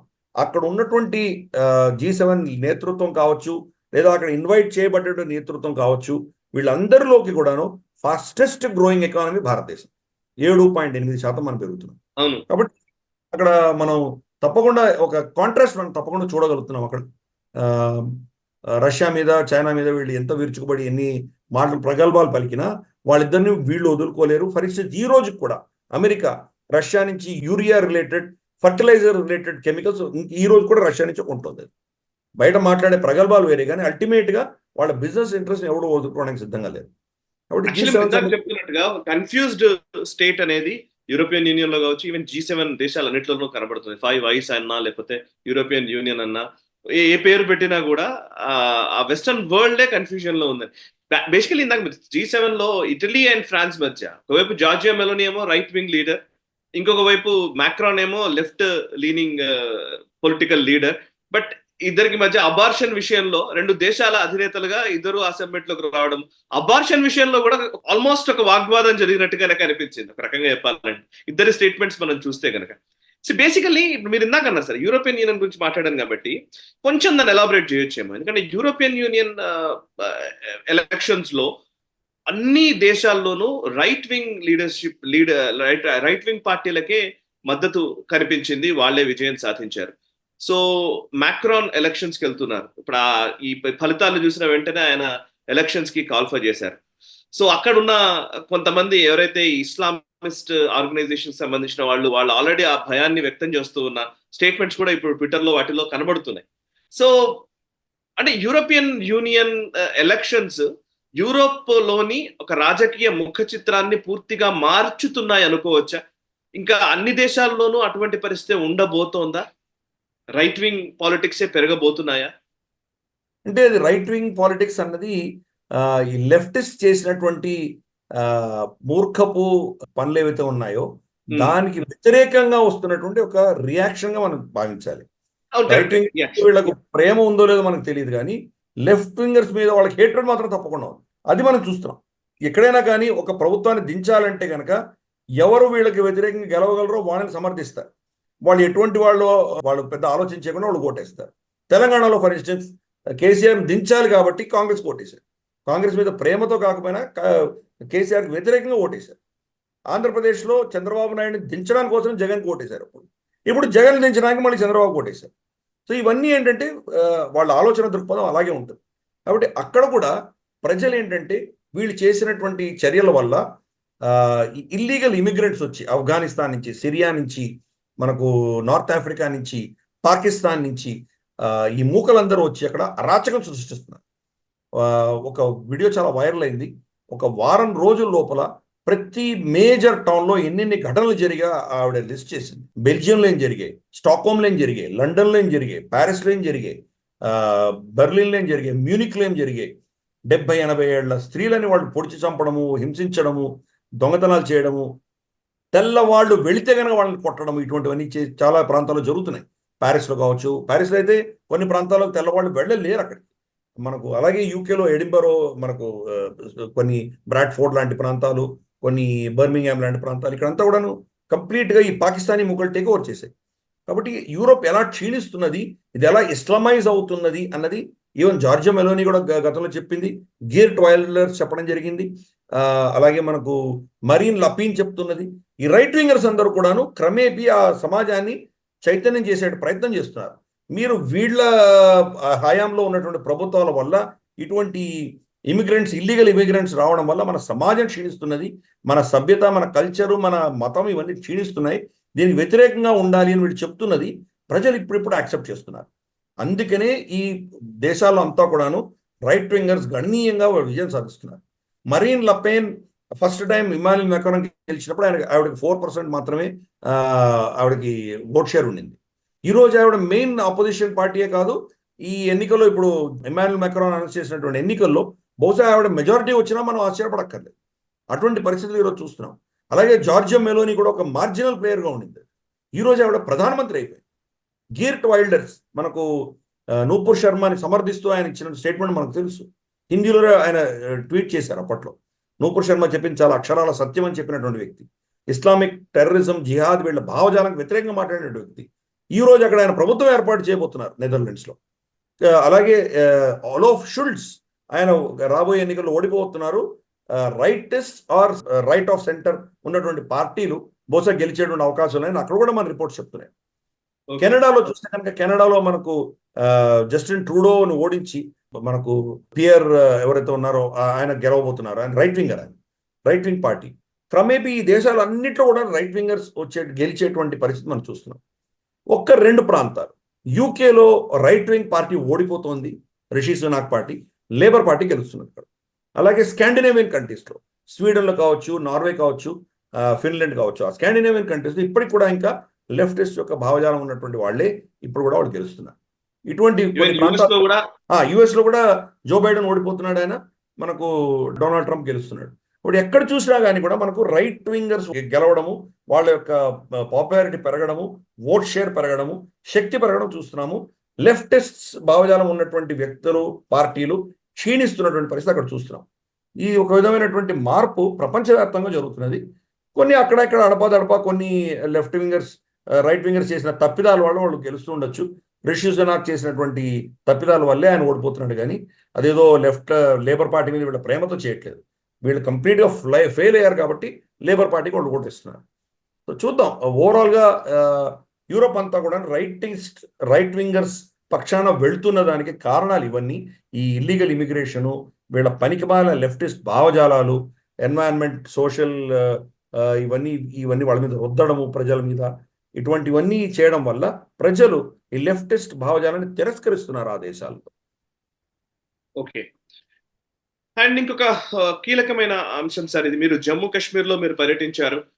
జమ్మూలో మీరు వైష్ణోదేవి ఆలయం దగ్గర నుంచి ఈవెన్ మీరు కాశ్మీర్ లోయలోని చాలా ఉగ్ర ప్రభావిత ప్రాంతాల్లో కూడా మీరు పర్యటించారు, ఇందాక మీరు చెప్పారు. సో జమ్మూ కాశ్మీర్ లో టెర్రర్ అటాక్స్ ఈ గత కొన్ని రోజులుగా విపరీతంగా జరిగాయి. నంబర్ చూసి జూన్ 9 నుంచి ఇప్పటి వరకు, జూన్ 9వ తేదీ నుంచి ఇప్పటి వరకు 4 టెర్రరిస్ట్ అటాక్స్ జరిగాయి. అండ్ అంతేకాదు, ఒక సంచలనమైన అంశం ఇది, ప్రమాదకరమైన హెచ్చరిక లాంటి ఒక ప్రకటన జమ్మూ కాశ్మీర్ డీజీపీ ఆర్ఆర్ స్వెయిన్ చేశారు. ఆయన చెప్తున్నది ఏంటంటే, ఎల్ఓసికి ఆనుకొని ఉన్న టెర్రర్ లాంచ్ ప్యాడ్స్ లో సుమారు 60 నుంచి 70 మంది టెర్రరిస్టులు ఆల్రెడీ సిద్ధంగా ఉన్నారన్న ఒక ప్రకటన ఆయన చేయడం జరిగింది. అండ్ నిజంగా ఇది ఒక ప్రమాద హెచ్చరికనే, ప్రమాద ఘంటిక లాంటిదే. ఎందుకంటే జమ్మూ కాశ్మీర్ లో ఆల్రెడీ రియాజీ అటాక్ మొన్న చూసాము, ఇంకా చాలా అటాక్స్ జరుగుతూ ఉన్నాయి, టార్గెటెడ్ కిల్లింగ్స్ జరుగుతూ ఉన్నాయి. ఇక్కడ ఒక విధ్వంసాన్ని క్రియేట్ చేసి రాబోయే జమ్మూ కాశ్మీర్ అసెంబ్లీ ఎలక్షన్స్ జరగకుండా ఒక అనిశ్చిత వాతావరణాన్ని బిల్డ్ చేయాలని ఒక ప్రయత్నం జరుగుతుందన్నది ఇంటెలిజెన్స్ వర్గాల నుంచి వస్తున్నటువంటి హెచ్చరిక లాంటిది. సో ఒక్కసారి దీన్ని ఎట్లా అనలైజ్ చేస్తారు, అండ్ మీరు వెళ్ళినప్పుడు అక్కడ ఉన్న పరిస్థితి గురించి కూడా వివరించండి సార్. అంటే మనకు ఈ అటాక్స్ గురించి కొన్ని 2-3 విషయాలు మనం అర్థం చేసుకోవాలి. ఈ జరిగిన అటాక్స్ అన్ని కూడా పీర్ పంజల్ మౌంటైన్ దక్షిణాన్ని జరిగాయి, అంటే జమ్మూ ప్రాంతంలో జరిగాయి, కశ్మీర్ ప్రాంతంలో జరగలేదు. కశ్మీర్ ప్రాంతంలో ఒక 15 రోజుల క్రితం మనకు ఒక ఎక్స్ సర్పంచ్ని చంపారు, బీజేపీకి సంబంధించిన ఒక ఎక్స్ సర్పంచ్ చంపిన target killing. Major terror attack ఏం జరగలేదు, కశ్మీర్ వేళలో ఏం జరగలేదు గత కొన్ని నెలలుగా. ఈ మీరు చెప్తున్నటువంటి జూన్ 9వ తారీఖు నుంచి జరిగిన అటాక్స్ అన్ని కూడాను జమ్మూ ప్రాంతంలో జరిగాయి. దోడాలో జరిగింది, తర్వాత కఠువాలో జరిగింది, తర్వాత మనకు ఈ షివ్ఖోరీ దగ్గర జరిగింది. షివ్ఖోరీ మొట్టమొదటి అటాక్. షివ్ఖోరీ అన్నది మనకు వైష్ణోదేవి ఆలయం ఎక్కడైతే ఉన్నదో అదే కొండలో ఇంకొక వైపు షివ్ఖోరీ అని చెప్పి ఒక ఆలయం ఉంటుంది. ఆ షివ్ఖోరీ ఆలయం వచ్చేసి మనకు వైష్ణోదేవిలో అమ్మవారు ఎలా ఉంటారో అలాగే అది న్యాచురల్ ఫార్మేషన్, అక్కడ ఆ గుహలో ఉంటుంది, అది నడిచి వెళ్ళాలి అక్కడ కూడా. మనం ఆ షివ్ఖోరీకి వెళ్తున్నటువంటి భక్తుల మీద దాడి జరిగింది. అలాగే మనకు కఠువాలో ఉన్నటువంటి ఆర్మీ క్యాంప్ మీద దాడి జరిగింది. అలాగే మనకు దోడా ప్రాంతంలో కూడా కొన్ని అటాక్స్ జరిగాయి. కొన్ని కుగ్రామంలో వెళ్ళి అటాక్ చేసే ప్రయత్నం చేశారు. ఇవన్నీ కూడాను జమ్మూ ప్రాంతంలో జరిగాయి. అంటే జమ్మూ ప్రాంతంలో వాళ్ళు ఎక్కడైతే శాంతి వాతావరణం ఉన్నదో దాన్ని భంగం చేసేటువంటి ప్రయత్నం చేస్తున్నారు. పార్లమెంటు ఎన్నికల్లో ఈవెన్ కశ్మీర్ వ్యాలీలో కూడా గత 30-40 సంవత్సరాల్లో ఎప్పుడూ లేనంత పెద్ద శాతంలో ఓటింగ్లు జరిగాయి. 50% పైబడి ఓటింగ్ జరిగింది చాలా ప్రాంతాల్లో. దీనిని వాళ్ళు తట్టుకోలేకుండా ఉన్నారు పాకిస్తాన్ హ్యాండ్లర్స్. ఎందుకంటే వాళ్ళ నెరేటివ్ ఏంటంటే జమ్మూ కాశ్మీర్లో ప్రజలు భారత రాజ్యాంగాన్ని, భారత ఎన్నికలని తిరస్కరిస్తున్నారు అన్నటువంటి ఒక నెరేటివ్ ఈరోజు అది ఫెయిల్ అయింది. కాబట్టి మళ్ళీ దాన్ని పునఃస్థాపించడం కోసం భయాందోళన సృష్టించే ప్రయత్నం వాళ్ళు చేస్తున్నారు. రెండవది, ఈ అటాక్స్ జరిగింది ఎప్పుడు జరిగిందంటే కనుక మోదీ గారు ప్రమాణ స్వీకారం చేసే రోజు జరిగింది. సింబాలిజం అర్థం చేసుకోవాలి కాబట్టి ఆ రోజు జరిగింది. ప్లస్ ఇప్పుడు మనకు అమర్నాథ్ యాత్ర మొదలవబోతున్నది. అలాగే ఎన్నికల ప్రక్రియ మొదలుపెట్టింది ఎలక్షన్ కమిషన్ ఆఫ్ ఇండియా. వీటి అన్నిటి దృష్ట్యా వాళ్ళు ఒక భయాందోళన క్రియేట్ చేయడానికి ప్రయత్నం చేస్తున్నారు. ఇంకా అన్నిటికంటే కీలకమైంది ఏంటంటే 13, 14 జూన్ 2 రోజులు మాతా ఖీర్ భవానీ మాతా మందిర్లో టుల్లా ముల్లాలో రమారమి 1,00,000-1,50,000 మంది కాశ్మీరీ పండితులు వచ్చి పెద్ద మేళా చేశారు వాళ్ళు. ఈ మేళా దృష్ట్యా మళ్ళీ వాళ్ళలో ఒక విధమైనటువంటి భయం సృష్టించి వాళ్ళు మళ్ళీ కాశ్మీర్ వ్యాలీకి రాకుండా వాళ్ళు స్థిరపడకుండా ఉండే దిశగా వాళ్ళని భయపెట్టే దిశగా కూడా వీళ్ళు ప్రయత్నం చేశారు. సో ఇన్ని యాంగిల్స్ ఉన్నాయి దీంట్లో. కాబట్టి ఈ యాంగిల్స్లో పాకిస్తాన్ ప్రయత్నం చేసి ఈ కార్యక్రమం చేశారు, ఈ దుశ్చర్యలు చేశారు. కానీ భారత ప్రభుత్వం ఆయన కంట్రోల్లో తీసుకుంటున్నది. అక్కడ గస్తీలు బాగా తిరిగాయి. మేము వెళ్ళిన మొదటి 2 రోజుల్లో పెద్ద సెక్యూరిటీ ఉండేది కాదు. కానీ ఈ ఘటనలు జరిగిన తర్వాత మొత్తం వ్యాలీలో అంతా కూడా గ్రిడ్ పెట్టేశారు. ఎంత గ్రిడ్ పెట్టారంటే ఆల్మోస్ట్ ప్రతి 20-30 మీటర్స్ దూరంలో ఒక సిఆర్పిఎఫ్ జవాన్ నిలబడి ఉన్నటువంటి పరిస్థితి ఈరోజు చూసాము. గతంలో ఎప్పుడో ఆర్టికల్ 370 తీయక ముందర ఉన్నటువంటి పరిస్థితి సెక్యూరిటీ గ్రిడ్ ఈరోజు కూడా వచ్చింది. అయినా పర్యాటకులలో ఎటువంటి తగ్గుదల లేదు. అక్కడ చూస్తే కనుక మీరు ఎక్కడ వెళ్ళినా దాల్ లేక్లో షికారాకి వెళ్తే సెల్ఫీ తీసుకుంటే ఆ సెల్ఫీ ఫోటోలో డెఫినెట్గా ఇంకో 2-3 బోట్లు మీ వెనకో ముందర ఉంటాయి. అంటే ఒక ట్రాఫిక్ జామ్ అవుతోంది అక్కడ, లిటరల్గా చెప్పాలంటే దాల్ లేక్లో. అలాగే గుల్మర్గ్ వెళ్ళాలంటే అక్కడ ట్రాఫిక్ జామ్ ఉంటుంది. గండోలా మీరు ఎక్కడికి వెళ్ళినా కానీ కూడా కిక్కిరిసి పోయినటువంటి జనాలు, ఇసకేస్తరాని జనాలు ఉన్నారు అక్కడ. అంత పాపులారిటీ వచ్చింది. దానికి చాలా కారణాలు ఉన్నాయి. ఒకటి, మనకు ఢిల్లీలో ఒక హీట్ వేవ్ రావడం కూడా చూసాము. దీని నుంచి పారిపోవాలనే ప్రయత్నం కూడా అందరు చేస్తున్నారు. అది కూడా దానికి ముఖ్య కారణం అయి ఉండొచ్చు. కానీ ఇన్ని ఘటనలు జరిగినా పర్యాటకుల్లో ఎటువంటి మార్పు లేదు. అదే పంథాలో వాళ్ళందరూ వస్తున్నారు. మా యాత్రికుల్లో కొన్ని భయాందోళనలు తప్పకుండా ఉండినాయి. దాన్ని నివారించడం కోసం మనం సెక్యూరిటీ ఏజెన్సీస్ని మనం వాళ్ళని రిక్వెస్ట్ చేస్తే వాళ్ళు మనకు కంప్లీట్ సెక్యూరిటీ కవర్ ప్రొవైడ్ చేయడం జరిగింది. అది కాబట్టి కాశ్మీర్ వ్యాలీలో భయాలు లేవు ప్రస్తుతానికి. కానీ ఎప్పుడు అటాక్ జరుగుతుందో అన్నటువంటి ఒక డౌట్ మాత్రం అందరి మనసులో తప్పకుండా ఉంది. చూద్దాం రాబోయే రోజుల్లో మరి ఎలక్షన్స్ అనౌన్స్ చేస్తే వీళ్ళు ఇంకా ఎంత పెద్ద ఎత్తున వీళ్ళు అటాక్స్ చేసి ఏం చేస్తారో చూద్దాం. మరి అటువంటివి నిజంగా జరిగితే మరి భారత రెస్పాన్స్ ఎలా ఉంటుందో మనకు తెలియదు. ఎందుకంటే మోదీ గారు ఒక హై లెవెల్ మీటింగ్ పిలిచారు. ప్రధానమంత్రిగా ప్రమాణ స్వీకారం చేసిన మరుసటి రోజు ఆయన చేసినటువంటి మొట్టమొదటి మీటింగ్ జమ్మూ కాశ్మీర్ సెక్యూరిటీ మీద ఆయన చేశారు. కాబట్టి మరి ఇది కంటిన్యూ అవుతే కనుక భారతదేశం మరి పాకిస్తాన్ మీద ఏదో ఒక చర్య చేసి తీరుతుంది.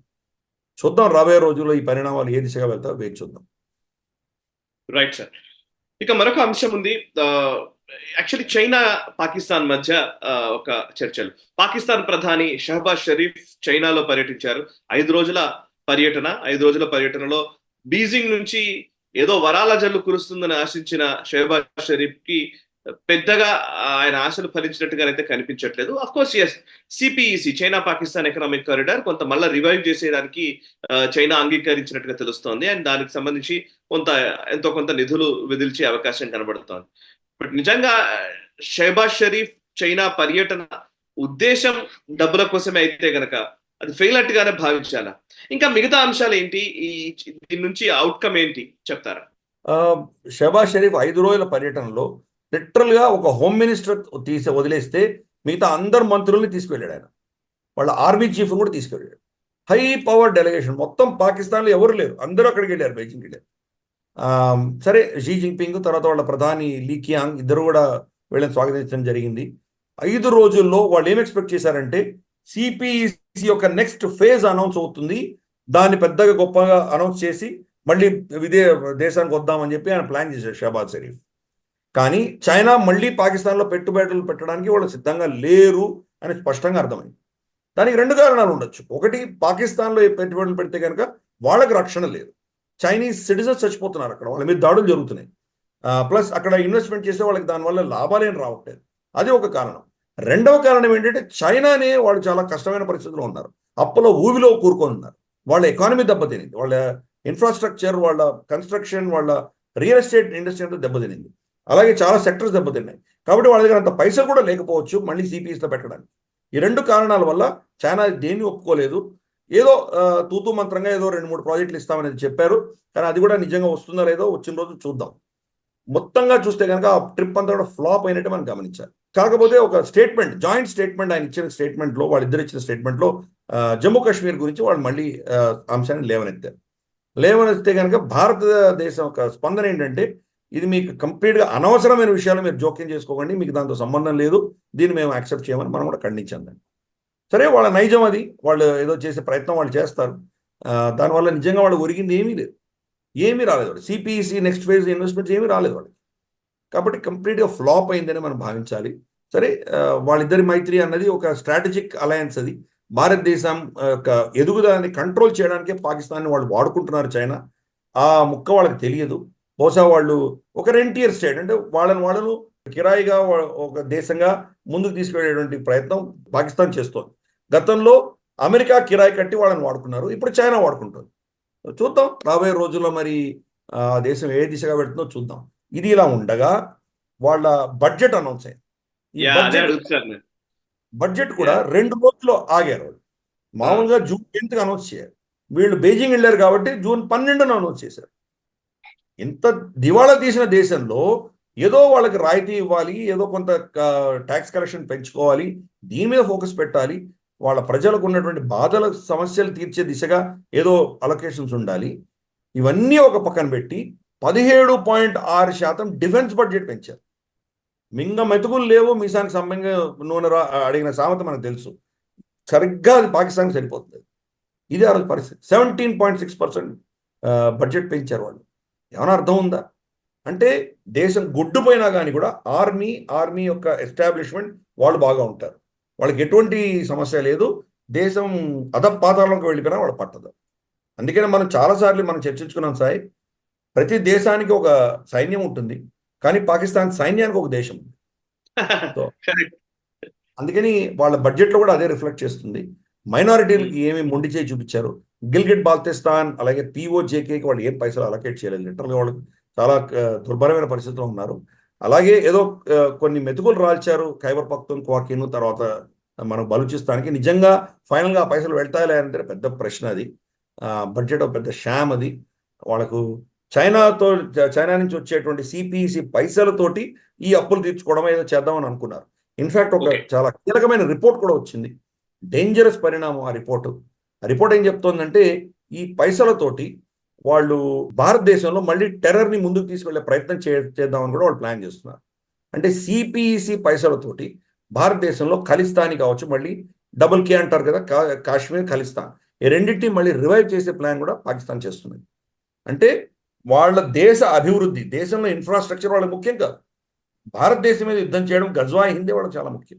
అంతటి విపరీతమైనటువంటి పుచ్చిపోయిన భావజాలంలో ఉన్న దేశాన్ని వాళ్ళ అల్లా కూడా కాపాడలేడు.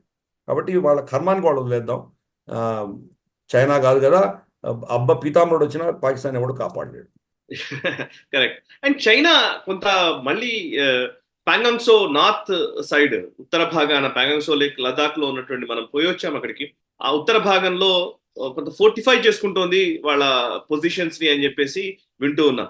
బేసికల్లీ ఈవెన్ టిబెట్ లో కూడా దీన్ని ఎట్లా చూడాలి సార్? శాటిలైట్ ఇమేజెస్ లో చూస్తేనేమో అది కొంత వైట్ క్యామఫ్లాజ్, బీజ్ క్యామఫ్లాజ్ తో వాళ్ళు ఉండడం వల్ల క్లియర్ గా తెలియట్లేదు అనేది మనకు విజువల్స్ వాటిల్లో చూస్తున్న డిఫెన్స్ ఎక్స్పర్ట్స్ చెప్తున్న విషయం.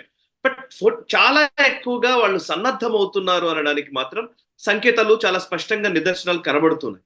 ఒకసారి దాని డెవలప్మెంట్స్, ఈ రీసెంట్ డెవలప్మెంట్స్ గురించి చెప్తారా? బార్డర్ లో చైనా ఏం చేస్తుందో. ప్యాంగాంగ్సో లేక్ నుంచి 17 కిలోమీటర్ల వెనకాల వాళ్ళు ఒక గ్రామాలో ఒక విధమైనటువంటి ఎస్టాబ్లిష్మెంట్ పెట్టారు అక్కడ. అది బహుశా వాళ్ళ ట్యాంక్స్, తర్వాత వాళ్ళ మూవ్మెంట్స్, దానికి ట్రైనింగ్ చేస్తున్నట్టు మనకు తెలుస్తుంది. కొన్నిటి దగ్గర వాళ్ళు క్యామోఫ్లాజ్ పెట్టడంతో మనకు నిజంగా ఏం జరుగుతుందో సరిగ్గా మనకు అవగాహన లేకపోవచ్చు. కవర్ చేసి వాళ్ళు ఏదో చేసేటువంటి ప్రయత్నం చేస్తున్నారు. డ్యూయల్ యూజ్ అంటున్నారు, అంటే సివిలియన్స్కి వాడుకోవచ్చు, మిలిటరీకి వాడుకోవచ్చు. అటువంటి ప్రాంతాలు తయారు చేసుకుంటున్నారు వాళ్ళు. మొత్తం బార్డర్స్లో అన్ని కొత్త గ్రామాలు పెట్టినటువంటి విషయం మనకు గతంలో కూడా చర్చించుకున్నాం మనం. అరుణాచల్ కావచ్చు, నేపాల్ కావచ్చు, సిక్కిం కావచ్చు, మనకు హిమాచల్, ఉత్తరాఖండ్ కావచ్చు, లదాఖ్ కావచ్చు, ప్రతి ప్రాంతంలో కూడా బార్డర్లో వాళ్ళు గ్రామాలు పెట్టి, ఆ గ్రామాల్లో అదే పనిగా మనుషులు తీసుకొచ్చి కూర్చోబెట్టి ఆ ప్రాంతాన్ని క్లెయిమ్ చేసే ప్రయత్నం చైనా చేస్తుంది. భారతదేశానికి తెలుసు. అందుకనే మనం కూడా గత 10 ఏళ్లుగా మన ఇన్ఫ్రాస్ట్రక్చర్ని గణనీయంగా పెంచుకున్నాం అక్కడ. దీని గురించి మనం చాలా గ్లోబల్ రౌండర్స్ మనం చర్చించుకున్నాం. ఇన్ఫ్యాక్ట్ మన ఇద్దరం లదాఖ్ వెళ్ళినప్పుడు చూసాం, మన ఫ్లైట్ నిండా జార్ఖండ్ నుంచి మనకు బీహార్ నుంచి వెళ్తున్నటువంటి లేబరే ఎక్కువ మంది వచ్చారు. కొరికే చలిలో కూడా వాళ్ళు పనిచేసి మనం ఇన్ఫ్రాస్ట్రక్చర్ కట్టుకుంటున్నాం. మన ఏదైతే మనకు రోహతంగ్ పాస్ నుంచి లేక్ వెళ్ళే రోడ్ ఏదైతే ఉందో చైనీస్ అటాక్స్కి అది వల్నరబుల్ అని చెప్పేసి పదం దించి మనం డైరెక్ట్గా నింబుకి డైరెక్ట్ వేరే రోడ్ వేసుకున్నాం, పదం జన్స్కర్ రోడ్ వేసుకున్నాం. అలాగే మనకు దౌలత్ బేగ్ ఓల్డీకి వెళ్ళడానికి మనం 3 ఆల్టర్నేట్ రోడ్స్ వేసుకున్నాం. మనకు అక్కడ ప్యాంగాంగ్ సో లేక్ నుంచి వెళ్ళే రోడ్ కాకుండా వీళ్ళ చైనీస్ అటాక్స్కి దూరంగా కొండల మధ్యలో వేసుకున్నాం. కార్డుంగ్లా పాస్ కంటే కూడా ఎత్తైన 2 రోడ్స్ తయారు చేసుకున్నాం. సో మనం కూడా ఊరుకోలేము, మనం కూడా చేస్తున్నాం. సో చైనా వాళ్ళు చేసేది వాళ్ళు చేస్తున్నారు, వాళ్ళ అధీనంలో ఉన్న ప్రాంతాల్లో వాళ్ళు చేస్తున్నారు. మనం అబ్జర్వ్ చేస్తున్నాం, మనకు వాళ్ళు ఏం చేస్తున్నారో బాగా క్షుణ్ణంగా తెలుసు. కాబట్టి పబ్లిక్ డొమైన్లో వచ్చే ఒకటే భారత ప్రభుత్వానికి తెలిసి మనకంటే చాలా ఎక్కువ తెలుస్తాయి. కాబట్టి దాన్ని కౌంటర్ చేసే దిశగా ప్రయత్నం చేస్తున్నారు. ఇన్ఫ్యాక్ట్ కొత్త ప్రభుత్వం వచ్చిన తర్వాత ఎక్స్టర్నల్ అఫైర్స్ మినిస్టర్, విదేశాంగ మంత్రి జయశంకర్ గారిని ఎవరో ప్రశ్నిస్తే ఆయన 2 అంశాలు ఇమ్మీడియట్గా ప్రయారిటీ అని చెప్పారు. ఒకటి, పాకిస్తాన్ నుంచి వస్తున్నటువంటి ఉగ్రవాద చర్యలకు వ్యతిరేకంగా, అంటే జమ్మూ ప్రాంతంలో అటాక్స్ కూడా జరిగినాయి కాబట్టి. రెండవది, చైనా తోటి బార్డర్ ఇష్యూస్ మీద మనం చాలా సీరియస్గా ఉండబోతున్నామని స్పష్టీకరణ ఇచ్చారు ఆయన. కాబట్టి మోదీ ప్రభుత్వం మాత్రం ఈ 2 అంశాల విషయంలో కూడాను నార్మల్గా ఏదో ఉన్నటువంటి చూసి చూడనటువంటి ధోరణి ఉండదు, కఠినమైనటువంటి నిర్ణయాలు తీసుకుంటారు అని మాత్రం మనకు స్పష్టంగా సంకేతాలు వస్తున్నాయి. ఓకే సార్, ఇప్పుడు ఇది చాలా సంచలనమైనటువంటి విషయము. దీని గురించి మీరు నిజంగా ఎక్స్ప్లెయిన్ చేయాలని నేను కోరుతూ ఉన్నాను. ఇది చాలా ఇంట్రెస్టింగ్ విషయం కూడా. సౌదీ అరేబియా 1974లో అమెరికాతో చేసుకున్నటువంటి ఒప్పందం ఏదైతే ఉందో, పెట్రో డాలర్ సిస్టమ్. సో వాళ్ళ పెట్రోల్ ని డాలర్లో అమ్మేటువంటి ఒక US డాలర్స్ కి లింక్ చేసినటువంటి ఆయిల్ సేల్స్ ని లింక్ చేసినటువంటి ఈ అగ్రిమెంట్, దీన్ని గడువు ముగిసింది, దాన్ని ఎక్స్టెండ్ చేయబోమని సౌదీ అరేబియా నిర్ణయం తీసుకుంది. సో దీంతో ఇప్పుడు సౌదీ అరేబియా డాలర్స్ లోనే కాదు, ఎవరితో అయినా సరే ఆయా దేశాల కరెన్సీల్లో వాళ్ళతో కొనుగోలు అమ్మకాలు చేయవచ్చు అనేది ఇప్పుడు తెలుస్తున్న విషయం. ఇది నిజంగా నిక్సన్ షాక్ అని అమెరికన్ ప్రెసిడెంట్ అప్పుడు నిక్సన్ తీసుకున్న నిర్ణయం గురించి మాట్లాడతారు. బ్రెటన్ వుడ్స్ అగ్రిమెంట్ తర్వాత నిక్సన్ షాక్ అని అంటారు. ఇప్పుడు నిజంగా సౌదీ అరేబియా షాక్ ఇచ్చినట్టుగా కనబడుతోంది. ఒక్కసారి దీన్ని వివరిస్తారా సార్? పెట్రో డాలర్ సిస్టమ్ ఏం చెబుతోంది, అండ్ గతంలో ఎలా ఉండేది, దీనివల్ల కలిగే పరిణామాలు ఏంటి, విపరిణామాలు ఏమైనా ఉన్నాయా? మనకు పెట్రోలియం ప్రొడక్ట్స్ అన్నీ కూడాను డాలర్లలోనే దాని రేట్స్ కోట్ అవుతాయి. డాలర్లో దానికి అనుసంధానం చేశారు. అంటే ఎప్పుడైతే రిచర్డ్ నిక్సన్ డాలర్ని బంగారంతో ముడిపడినటువంటి ఆ సిస్టాన్ని ఆయన కంప్లీట్గా బంద్ చేశారో 15th ఆగస్టులో చేశారు ఆయన. 15 భారతదేశానికి వ్యతిరేకత, ఆయనకి ఇందిరాగాంధీని తిట్టి ఇందిరాగాంధీకి వ్యతిరేకంగా ఆయన చేసిన భావజాలం మనకు తెలుసు. అదే పనిగా ఆ డేటా చేయడం కూడా ఒక విశేషం. అది అప్పుడు తీసేసిన తర్వాత, కానీ డాలర్కి ఒక శక్తి ఉండాలి కాబట్టి ఒక కమోడిటీని అటాచ్ చేయాలి. బంగారం లేకపోతే ఇంకో కమోడిటీ. ఆ కమోడిటీ ఏంటి అంటే కనుక పెట్రోలియంని అటాచ్ చేశారు.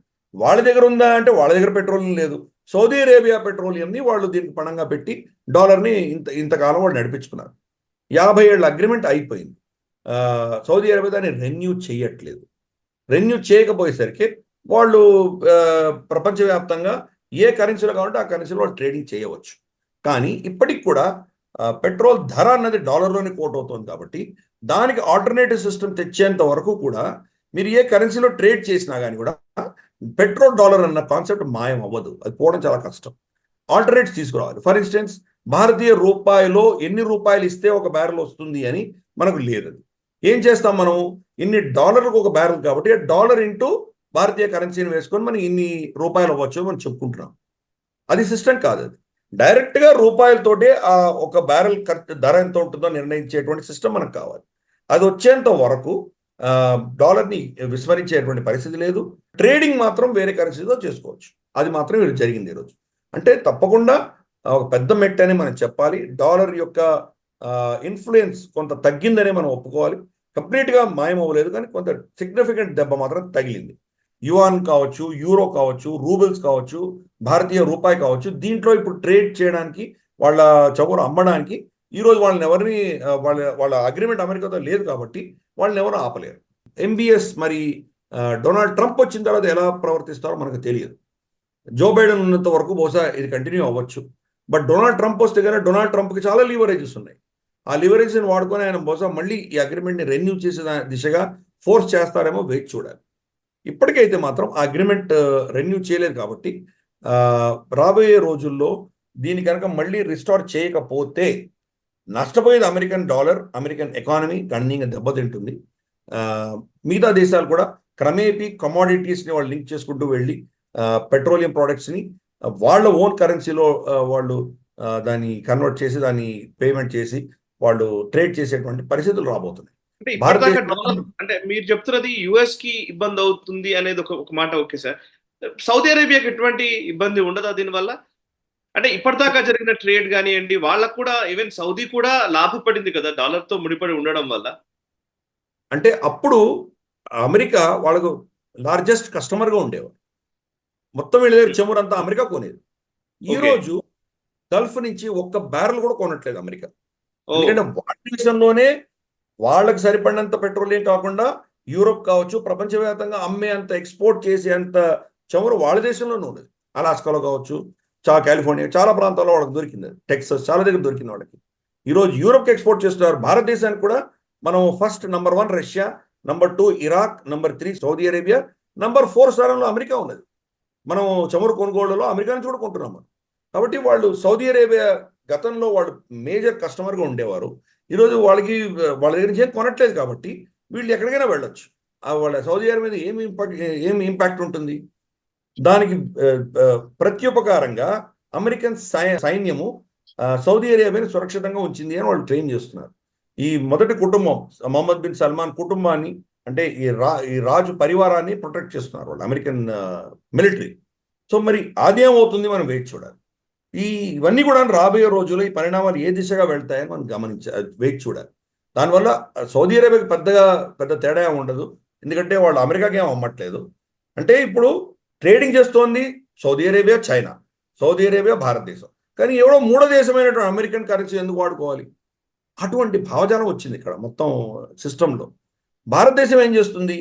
రేపు మన రూపాయిని మనకు జమ్మూలో దొరికినటువంటి లిథియం కావచ్చు, ఆంధ్రప్రదేశ్లో దొరికిన ప్రెషియస్ మెటల్స్ కావచ్చు, అలాగే మోదీ గారు గత 10 ఏళ్లుగా మన గోల్డ్ రిజర్వ్స్ని పెంచారు. ఆయన ఇప్పుడు 800 పైచీలకు టన్నులు మన దగ్గర ఉన్నాయి. బహుశా రాబోయే రోజుల్లో 1000 టన్నులు దాటేటువంటి అవకాశాలు ఉన్నాయి. ఈ బంగారాన్ని కావచ్చు, వీటన్నింటి కూడాను మనం రూపాయికి మనం అనుసంధానం చేశామంటే డైరెక్ట్గా సౌదీ అరేబియా వాళ్ళ రూపాయితో ట్రేడ్ చేస్తుంది. ఆ పరిస్థితులు రాబోతున్నాయి. కాబట్టి మనం డాలర్ యొక్క క్షీణదశ చూస్తున్నాము, దాని యొక్క పతనం చూస్తున్నాము. కానీ ఈ రోజు కూడా చాలా పవర్ఫుల్లే, దాన్ని కంప్లీట్గా విస్మరించలేము. సౌదీ అరేబియా చేసినటువంటి ఈ చర్య వల్ల వాళ్ళు చాలా పెద్ద దెబ్బ మాత్రం తప్పకుండా డాలర్ తగిలింది. Okay, right sir. ఇక మరొక కీలకమైన పరిణామం చోటు చేసుకుంది. అదేంటంటే రష్యాకి సంబంధించినటువంటి group of Russian navy ships, దాంట్లో ఈవెన్ న్యూక్లియర్ పవర్డ్ సబ్మెరీన్ కూడా ఉంది. ఇవి క్యూబాకి చేరుకున్నాయి. క్యూబా గురించి మనకు తెలిసిందే, క్యూబన్ రెవల్యూషన్ గురించి మాట్లాడతారు. అండ్ సౌత్ అమెరికాలో ఎట్లాంటి ఒక అంటే కోల్డ్ వార్ పీరియడ్ లో కూడా సోవియట్ యూనియన్ కి అలైగా ఉన్నటువంటి క్యూబాని మళ్ళీ ఒక రైజ్ చేసే ఒక ప్రయత్నం ఏమైనా జరుగుతుందా అన్న చర్చ మొదలైంది. ఆల్రెడీ పెంటగన్ నుంచి ఒక స్టేట్మెంట్ కూడా వచ్చింది. We of course take it seriously, but these exercises don't pose a threat to the United States అని పెంటగన్ ఆల్రెడీ ఒక స్టేట్మెంట్ కూడా ఇష్యూ చేసింది. సో బేసికల్లీ క్యూబాకి న్యూక్లియర్ పవర్డ్ సబ్మెరైన్ రావడము, లేకపోతే నావీ షిప్స్ రావడము, ఇది కేవలం 2 దేశాల మధ్య ఒక ఏదో డ్రిల్స్ చేయడానికి దానికి సంబంధించిన అంశంగానే చూడాలా, లేకపోతే సీరియస్ థ్రెట్ ఏవైనా రష్యా ఇవ్వాలని అనుకుంటోందా?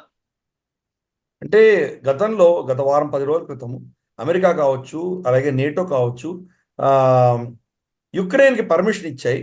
వాళ్లకు వీళ్ళు సరఫరా చేస్తున్నటువంటి మందు సామాగ్రి ఏదైతే ఉందో, మిసైల్స్ కావచ్చు, షెల్స్ కావచ్చు, ఇతరత్ర ఏమి ఎక్విప్మెంట్ ఉన్నాయో, ఇవి రష్యా భూమి లోపల దాడి చేయడానికి పర్మిషన్ ఇచ్చారు.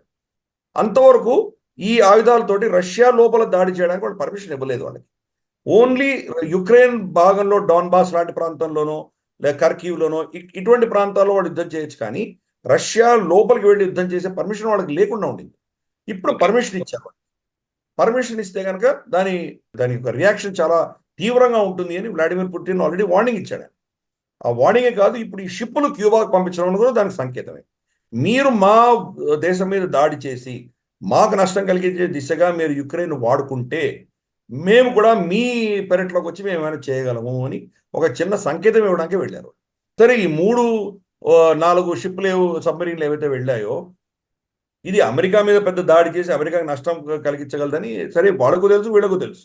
కానీ అంత దగ్గర దాకా వచ్చి ఒక 150 కిలోమీటర్ల దూరం దాకా అమెరికన్ కోస్ట్కి దగ్గర దాకా వచ్చి అక్కడ పార్క్ చేస్తే కనుక డెఫినెట్గా ఒక విధమైనటువంటి టఫ్ మెసేజ్ రష్యా అమెరికాకు పంపించింది. మా జోలికి రాకండి, మా జోలికి వస్తే మేము మీ దగ్గర వచ్చి మేము చేసే శక్తి మా దగ్గర ఉన్నది. అట్లాంటిక్ ఓషన్లో వీళ్ళు డ్రిల్ చేశారు, ప్రెసిషన్ అటాక్స్ చేసి చూపించారు. అంటే మా సబ్మరీన్ నుంచి కావచ్చు, లేదా ఈ ఫ్రిగేట్ నుంచి కావచ్చు, వాళ్ళ దగ్గర ఉన్న సూపర్ సోనిక్, హైపర్సోనిక్ మిసైల్స్ అన్ని టెస్ట్ చేశారు. ఎక్కడ అమెరికాకి దగ్గరగా అట్లాంటిక్ ఓషన్లో చేశారు. సరే, పెసిఫిక్ ఓషన్లో వీళ్ళిద్దరికి కూడా సరిహద్దులు ఉన్నాయి. అలాస్కాకి సైబీరియాకి మధ్యలో చిన్న చిన్న నీటి ఒక చిన్న గ్యాప్ ఉంటుంది. అది తీసేస్తే కానీ వాళ్ళిద్దరు సరిహద్దుల దగ్గర పెసిఫిక్ ఓషన్లో ఉన్నాయి. కానీ అట్లాంటిక్ ఓషన్లో వచ్చి వీళ్ళు ఈ చర్యలు చేయడం అనేది ఒక టఫ్ మెసేజ్ పంపించారు అమెరికాకి. అమెరికా కూడా తెలుసు దీని కనుక ఇంకా ఎస్కలేట్ చేసి యుక్రెయిన్ వాడుకొని రష్యన్ మెయిన్ భూభాగంలో వీళ్ళు కనుక అటాక్స్ చేయిస్తే కనుక రష్యా కూడా అదే తీవ్ర స్థాయిలో బహుశా వాళ్ళు కూడా ప్రతిక్రియ ఉంటుంది అనే దానికి ఒక వార్నింగ్ ఇది.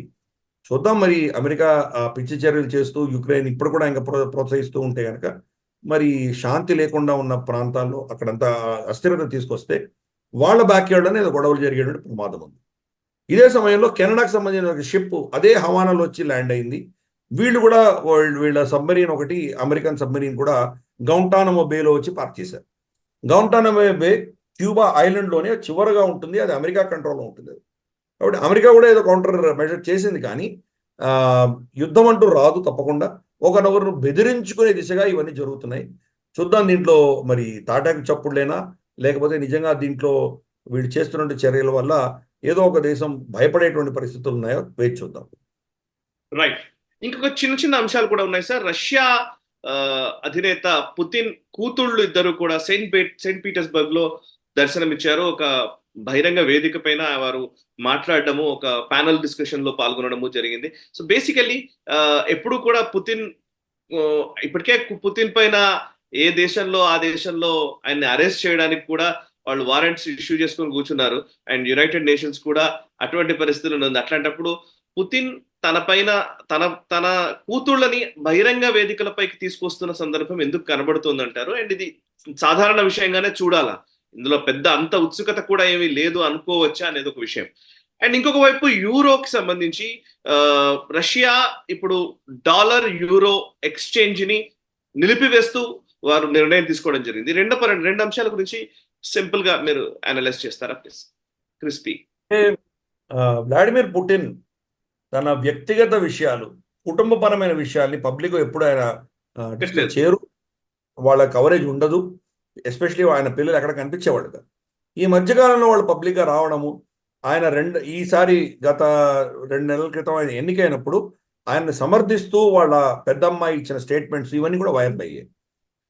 ఇదే పంథాలో షీ జిన్పింగ్ కూడా తన భార్యను సెంట్రల్ మిలిటరీ కమాండ్ అడ్వైజర్గా పెట్టడము, అక్కడ కూడా ఆవిడ ఇన్ఫ్లుయెన్స్ ఎక్కువ ఉండడం అనే పరిస్థితులు అక్కడ కూడా మనం చూస్తాం. ఈ అధినేతలు ఎవరైతే ఉంటారో, డిక్టేటర్స్ ఎవరైతే ఉంటారో, వాళ్ళు ఎవరిని నమ్మలేనటువంటి పరిస్థితులు వెళ్ళిపోతారు. వాళ్ళకు అతి సన్నిహితులైన వాళ్ళని కూడా వాళ్ళు నమ్మకుండా జైల్లో పెట్టడం, చంపించడం ఇటువంటివన్నీ మనం చూసాం. సొంత బాబాయిని చంపించాడు కిమ్ జాంగ్ ఉన్. అలాగే మనకు డిఫెన్స్ మినిస్టర్ కావచ్చు, మనకు ఫారెన్ మినిస్టర్ కావచ్చు, వీళ్ళు మాయమైపోయారు చైనాలో. ఈ రోజు దాకా వాళ్ళు ఏమయ్యారో తెలియదు. లీ షాంగ్ఫో కావచ్చు, వీళ్ళందరూ మాయమైపోయారు. వాళ్ళు బతికే ఉన్నారా చనిపోయారా మనకు తెలియదు. లీ కిచియాంగ్ కూడా ఆయన పదవి విరమణ చేసిన కొద్ది రోజులనే కోట్ హార్ట్ అటాక్ వచ్చి పోయాడు ఆయన. సో ఇవన్నీ కూడా ఏంటంటే వాళ్ళందరినీ ఎలిమినేట్ చేసి వాళ్ళ కుటుంబాన్నే వాళ్ళు నమ్మేటువంటి పరిస్థితి చూస్తున్నాం మనం. వ్లాడిమిర్ పుటిన్ అదే పరిస్థితి, షీ జిన్పింగ్ అదే పరిస్థితి. నియంతలు ఎవరైతే ఉంటారో వాళ్ళ కుటుంబాన్ని వాళ్ళు వదులుకోలేరు. అల్టిమేట్గా వాళ్ళ కుటుంబాన్ని వాళ్ళు పవర్కి వాళ్ళ తర్వాత వారసులుగా తీసుకొచ్చే ప్రయత్నం చేస్తారు. ఇది చిన్న స్టెప్పే. వాళ్ళు ఏదో పబ్లిక్ ఏదో స్పీచ్లు ఇచ్చారు. రాబోయే రోజుల్లో వాళ్ళకి ఏమైనా కీలకమైనటువంటి పొలిటికల్ రెస్పాన్సిబిలిటీస్ ఇస్తారా, లేదా వాళ్ళు జనరల్ పబ్లిక్ లాగానే వాళ్ళు ఉంటారా అన్నది మనం చూడాలి రాబోయే రోజుల్లో, మరి ఈ పరిణామాలు ఎటు వెళ్తాయో. బట్ జనరల్గా మనం చరిత్ర చూస్తే మాత్రం నియంతలు ఎవరైతే ఉంటారో వాళ్ళ కుటుంబ సభ్యుల్లో నుంచే ఎవరో వాళ్ళని రీప్లేస్ చేసే ప్రయత్నం వీళ్ళు చేస్తారు. అదే దిశగా దీన్ని కూడా మనం కొంత భావించవలసి వస్తుంది. అండ్ డాలర్ యూరో ఎక్స్చేంజ్ ని ఆపడానికి గురించి చెప్పండి. డాలర్ యూరో ఎక్స్చేంజ్ కంటే రష్యా ఏం చేసిందంటే డాలరు యూరో ఈ రెండింటిని కూడాను రష్యన్ స్టాక్ ఎక్స్చేంజ్లో ట్రేడింగ్ చేయకూడదని బ్యాన్ చేశారు వాళ్ళు. సరే, ప్రైవేట్ కంపెనీలు కానీ వ్యక్తులు కానీ డాలర్లలో వాళ్ళ బ్యాంకులో ఉంచుకుంటే కానీ అది ఉంచుకోవచ్చు, అది వ్యక్తిగతమైన విషయం. కానీ ప్రభుత్వ రంగానికి సంబంధించినటువంటి స్టాక్ ఎక్స్చేంజ్లు ఏవైతే ఉన్నాయో ఈ స్టాక్ ఎక్స్చేంజ్లు అన్నీ కూడాను కంప్లీట్గా ఈ ట్రేడింగ్ని బ్యాన్ చేశారు. దీనివల్ల మనం చూసాం, ఇప్పుడు ఫర్ ఎగ్జాంపుల్ సౌదీ అరేబియా తీసుకున్న నిర్ణయం కావచ్చు, రష్యా తీసుకునే నిర్ణయం కావచ్చు, క్రమేపీ చాలా దేశాలు డాలర్ నుంచి దూరం అవుతూ ఉన్నటువంటి పరిస్థితి. రష్యాకు వాళ్ళ మీద అడిషనల్ ఆంక్షలు వేసినప్పుడు వాళ్ళు కూడా రిటాలియేట్ అవ్వాలి కాబట్టి రిటాలియేట్ అయ్యారు. అది పరిస్థితి అక్కడ. Okay, right sir. ఇక యుఎస్ కి సంబంధించిన విషయంలోకి వెళదాం. జో బైడెన్ గురించి తెలిసిందే, హంటర్ బైడెన్ గురించి మీరు పదే పదే మాట్లాడుతూనే ఉంటారు. తన డ్రగ్స్ కేసులు వాటి గురించి మీరు చాలాసార్లు మీరు చెప్పారు. ఇప్పుడు హంటర్ బైడెన్ ఈరోజు గిల్టీ అని ఫెడరల్ జ్యూరీ ఆయన్ని కన్విక్ట్ చేస్తూ తీర్పునిచ్చింది. వెంటనే ఈవెన్ ట్రంప్ కూడా రియాక్ట్ అయ్యాడు. అండ్ ఒకవైపు డొనాల్డ్ ట్రంప్ గిల్ట్ అని చెప్పేసి కోర్టులు చెప్పిన కొన్ని రోజులకే ఇప్పుడు హంటర్ బైడెన్ గిల్టీ అని చెప్పేసి కోర్టు చెప్పడం అనేది ఇప్పుడు సంచలనంగా కనబడుతోంది. దీని గురించి మీ విశ్లేషణ ఏంటి? అండ్ ఆయన పైన ఉన్న కేసులు ఏంటి? అండ్ డ్రగ్స్ తీసుకున్నటువంటి వ్యక్తులు ఫైర్ ఆర్మ్స్ యూజ్ చేయకూడదు, వాళ్ళు ఓన్ చేయకూడదు అని చెప్పేసి అనే విషయమే చాలా సీరియస్ అంశంగా చెప్తున్నారు. ఇంకా మిగతా అంశాలు ఏమైనా ఉన్నాయా కొంచెం? ఇది ఈవెన్ యుఎస్ ఎలక్షన్స్ ఎట్లా ప్రభావితం చేయబోతోంది? అంటే మొట్టమొదటిది ఇక్కడ మనం అర్థం చేసుకోవాల్సింది ఏంటంటే ఆయన డ్రగ్స్ తీసుకుంటున్న సమయంలో గన్ కొనుక్కున్నాడు. ఆయన వాళ్ళ రూల్స్ ప్రకారం మీరు డ్రగ్స్ తీసుకుంటున్న సమయంలో డ్రగ్ యూసేజ్లో ఉండి మీరు దాని అలవాటులో ఉన్నప్పుడు మీకు గన్స్ కొనేటువంటి అధికారం లేదు. ఈయన కొన్నందుకు ఆయన మీద ఒక అభియోగం ఉన్నది. అలాగే సీరియస్ అఫెన్స్ అంట కదా, ఇంకా చాలా సీరియస్ అఫెన్స్ అది. పైపెచ్చు దీన్ని దాచిపెట్టినందుకు ఇంకా ఆయన మీద అభియోగాలు ఉన్నాయి. ఈ విషయాన్ని దాచిపెట్టి దాన్ని కప్పిపుచ్చే ప్రయత్నం చేస్తుంది, ఆయన మీద అభియోగాలు ఉన్నాయి. కాబట్టి ఆయనకు బహుశా 25 ఏళ్ళు జైల్లో పెట్టొచ్చాడు ఇప్పుడున్న విషయాల్లో. కానీ మొదటిసారి తప్పు చేశాడని బహుశా అన్ని రోజులు పెట్టకపోవచ్చు. ఎన్ని రోజులు ఆయన జైల్లో ఉండాలో 120 రోజుల తర్వాత నిర్ణయిస్తామని జడ్జి చెప్పడం జరిగింది. సిస్టమ్ ఏంటో మనకు అర్థం కాదు. అలాగే ఈవెన్ డొనాల్డ్ ట్రంప్ కూడా జూలైలో ఆయనకి సెంటెన్సింగ్ ఇస్తారు. ఆయన అరెస్ట్ చేయాలా, ఎన్ని రోజులు జైల్లో పెట్టాలి, ఇవన్నీ కూడా జూలైలో వాళ్ళు వర్డిక్ట్ ఇస్తామని చెప్పారు. హంటర్ బైడెన్ కూడా 120 రోజులు, అంటే అమెరికన్ ఎలక్షన్స్కి కొద్ది రోజుల ముందర ఆయన జైల్లో పెట్టడమా ఏంటి అనేది నిర్ణయం వస్తుంది. ఈ రెండు కూడా కౌంటర్ మెషర్స్ కింద చూడవచ్చు. డొనాల్డ్ ట్రంప్ మీద మీరు కేసులు వేసి ఆయన మీద కన్విక్షన్ తీసుకొస్తే హంటర్ బైడెన్ మీద వీళ్ళు కన్విక్షన్ తీసుకొచ్చారు. సో ఇప్పుడు జో బైడెన్ ఏమంటున్నారు, నా కుమారుడు కాబట్టి నేనేం ఆయనకేం ఎక్సెప్షన్స్ ఇవ్వను, ఆయనకేం కన్సెషన్స్ ఇవ్వను, చట్టం తన పని చేసుకుంటుంది అని చెప్పి ఒక స్టేట్మెంట్ ఇవ్వడం జరిగింది. ఎందుకు? ఎన్నికలు వస్తున్నాయి, సొంత కొడుకుని వెనక వేసుకొస్తే కనుక మరి దెబ్బతినేది ఆయన ఎలక్షన్ దెబ్బతింటుంది. కాబట్టి ఆయన కూడా నోరు మెదల్పలేనటువంటి విషయం. అల్టిమేట్గా ఏమవుతుందంటే ప్రజాభిప్రాయము, ప్రజలు నిర్ణయించవలసినటువంటి ప్రభుత్వాల కంటే కూడా ఈ జడ్జిలు, జ్యుడిషియరీ నిర్ణయిస్తోంది అక్కడ అన్న పరిస్థితి మనం చూస్తున్నాం. జ్యుడిషియరీని వాడుకుంటున్నారు, పొలిటికల్ అస్త్రాలుగా వాడుకుంటున్నారు. సరే చూద్దాం రాబోయే రోజుల్లో మరి ఈ ఎన్నికల్లో ఇది ఇంకా ఏ తీవ్ర స్థాయిలో వెళ్తుందో చూద్దాం. ఇద్దరి మీద కనుక జైలు శిక్ష అమలు చేసేటువంటి రూలింగ్స్ వస్తే మరి తర్వాత వీళ్ళు ఇక్కడి నుంచి ఫెడరల్ కోర్టుకు వెళ్ళి నేషనల్ సుప్రీంకోర్టులో వెళ్ళి ఏమైనా రిలీఫ్ తెచ్చుకుంటారా లేదా మరి ఏమవుతుందో, పరిణామాలు ఏ దిశగా వెళ్తాయో మనం వేచి చూద్దాం. Right sir, thank you very much Giridhar గారు. నిజంగా చాలా విషయాలు మనం మాట్లాడాము. అండ్ మీ కాశ్మీర్ పర్యటన వివరాలు కూడా తెలియజేశారు. అండ్ ఈ వారం గ్లోబల్ రౌండప్ ఇంతటితో ఆపేద్దాం. అండ్ వచ్చే వారం గ్లోబల్ రౌండప్ లో మళ్ళీ కలుద్దాం. అనేక అంశాల గురించి మళ్ళీ డిస్కస్ చేద్దాం. Thank you very much sir. నమస్తే. సో చూసారు కదా, ఈ వారం గ్లోబల్ రౌండప్. వచ్చే వారం గ్లోబల్ రౌండప్ లో మళ్ళీ కలుద్దాము. 151వ ఎపిసోడ్. ఈ ఎపిసోడ్ మీకు నచ్చినట్లయితే వెంటనే లైక్ చేయండి, 10 మందికి షేర్ చేయండి. అండ్ మీ కమెంట్స్ ద్వారా మీ అభిప్రాయాలు మాతో పంచుకోండి. మనసా వాచా కర్మణ దేశహితం కోసం పరితపించే నేషనలిస్ట్ గ్రూప్ ఆఫ్ ఛానల్స్ ని సబ్స్క్రైబ్ చేసుకుని జాతీయవాద జర్నలిజాన్ని ప్రోత్సహించండి. Thank you very much. ఈ వీడియో మీకు నచ్చినట్టయితే లైక్ చేయండి, 10 మందికి షేర్ చేయండి. అలాగే కామెంట్ల రూపంలో మీ అభిప్రాయాలను మాతో పంచుకోండి. Nationalist hub group of channels ను సబ్స్క్రైబ్ చేసుకుని తెలుగునాట జాతీయవాద జర్నలిజాన్ని ప్రోత్సహించండి. ఈ వీడియో కింద ఉన్న బెల్ ఐకాన్ పై క్లిక్ చేయడం మర్చిపోవద్దు.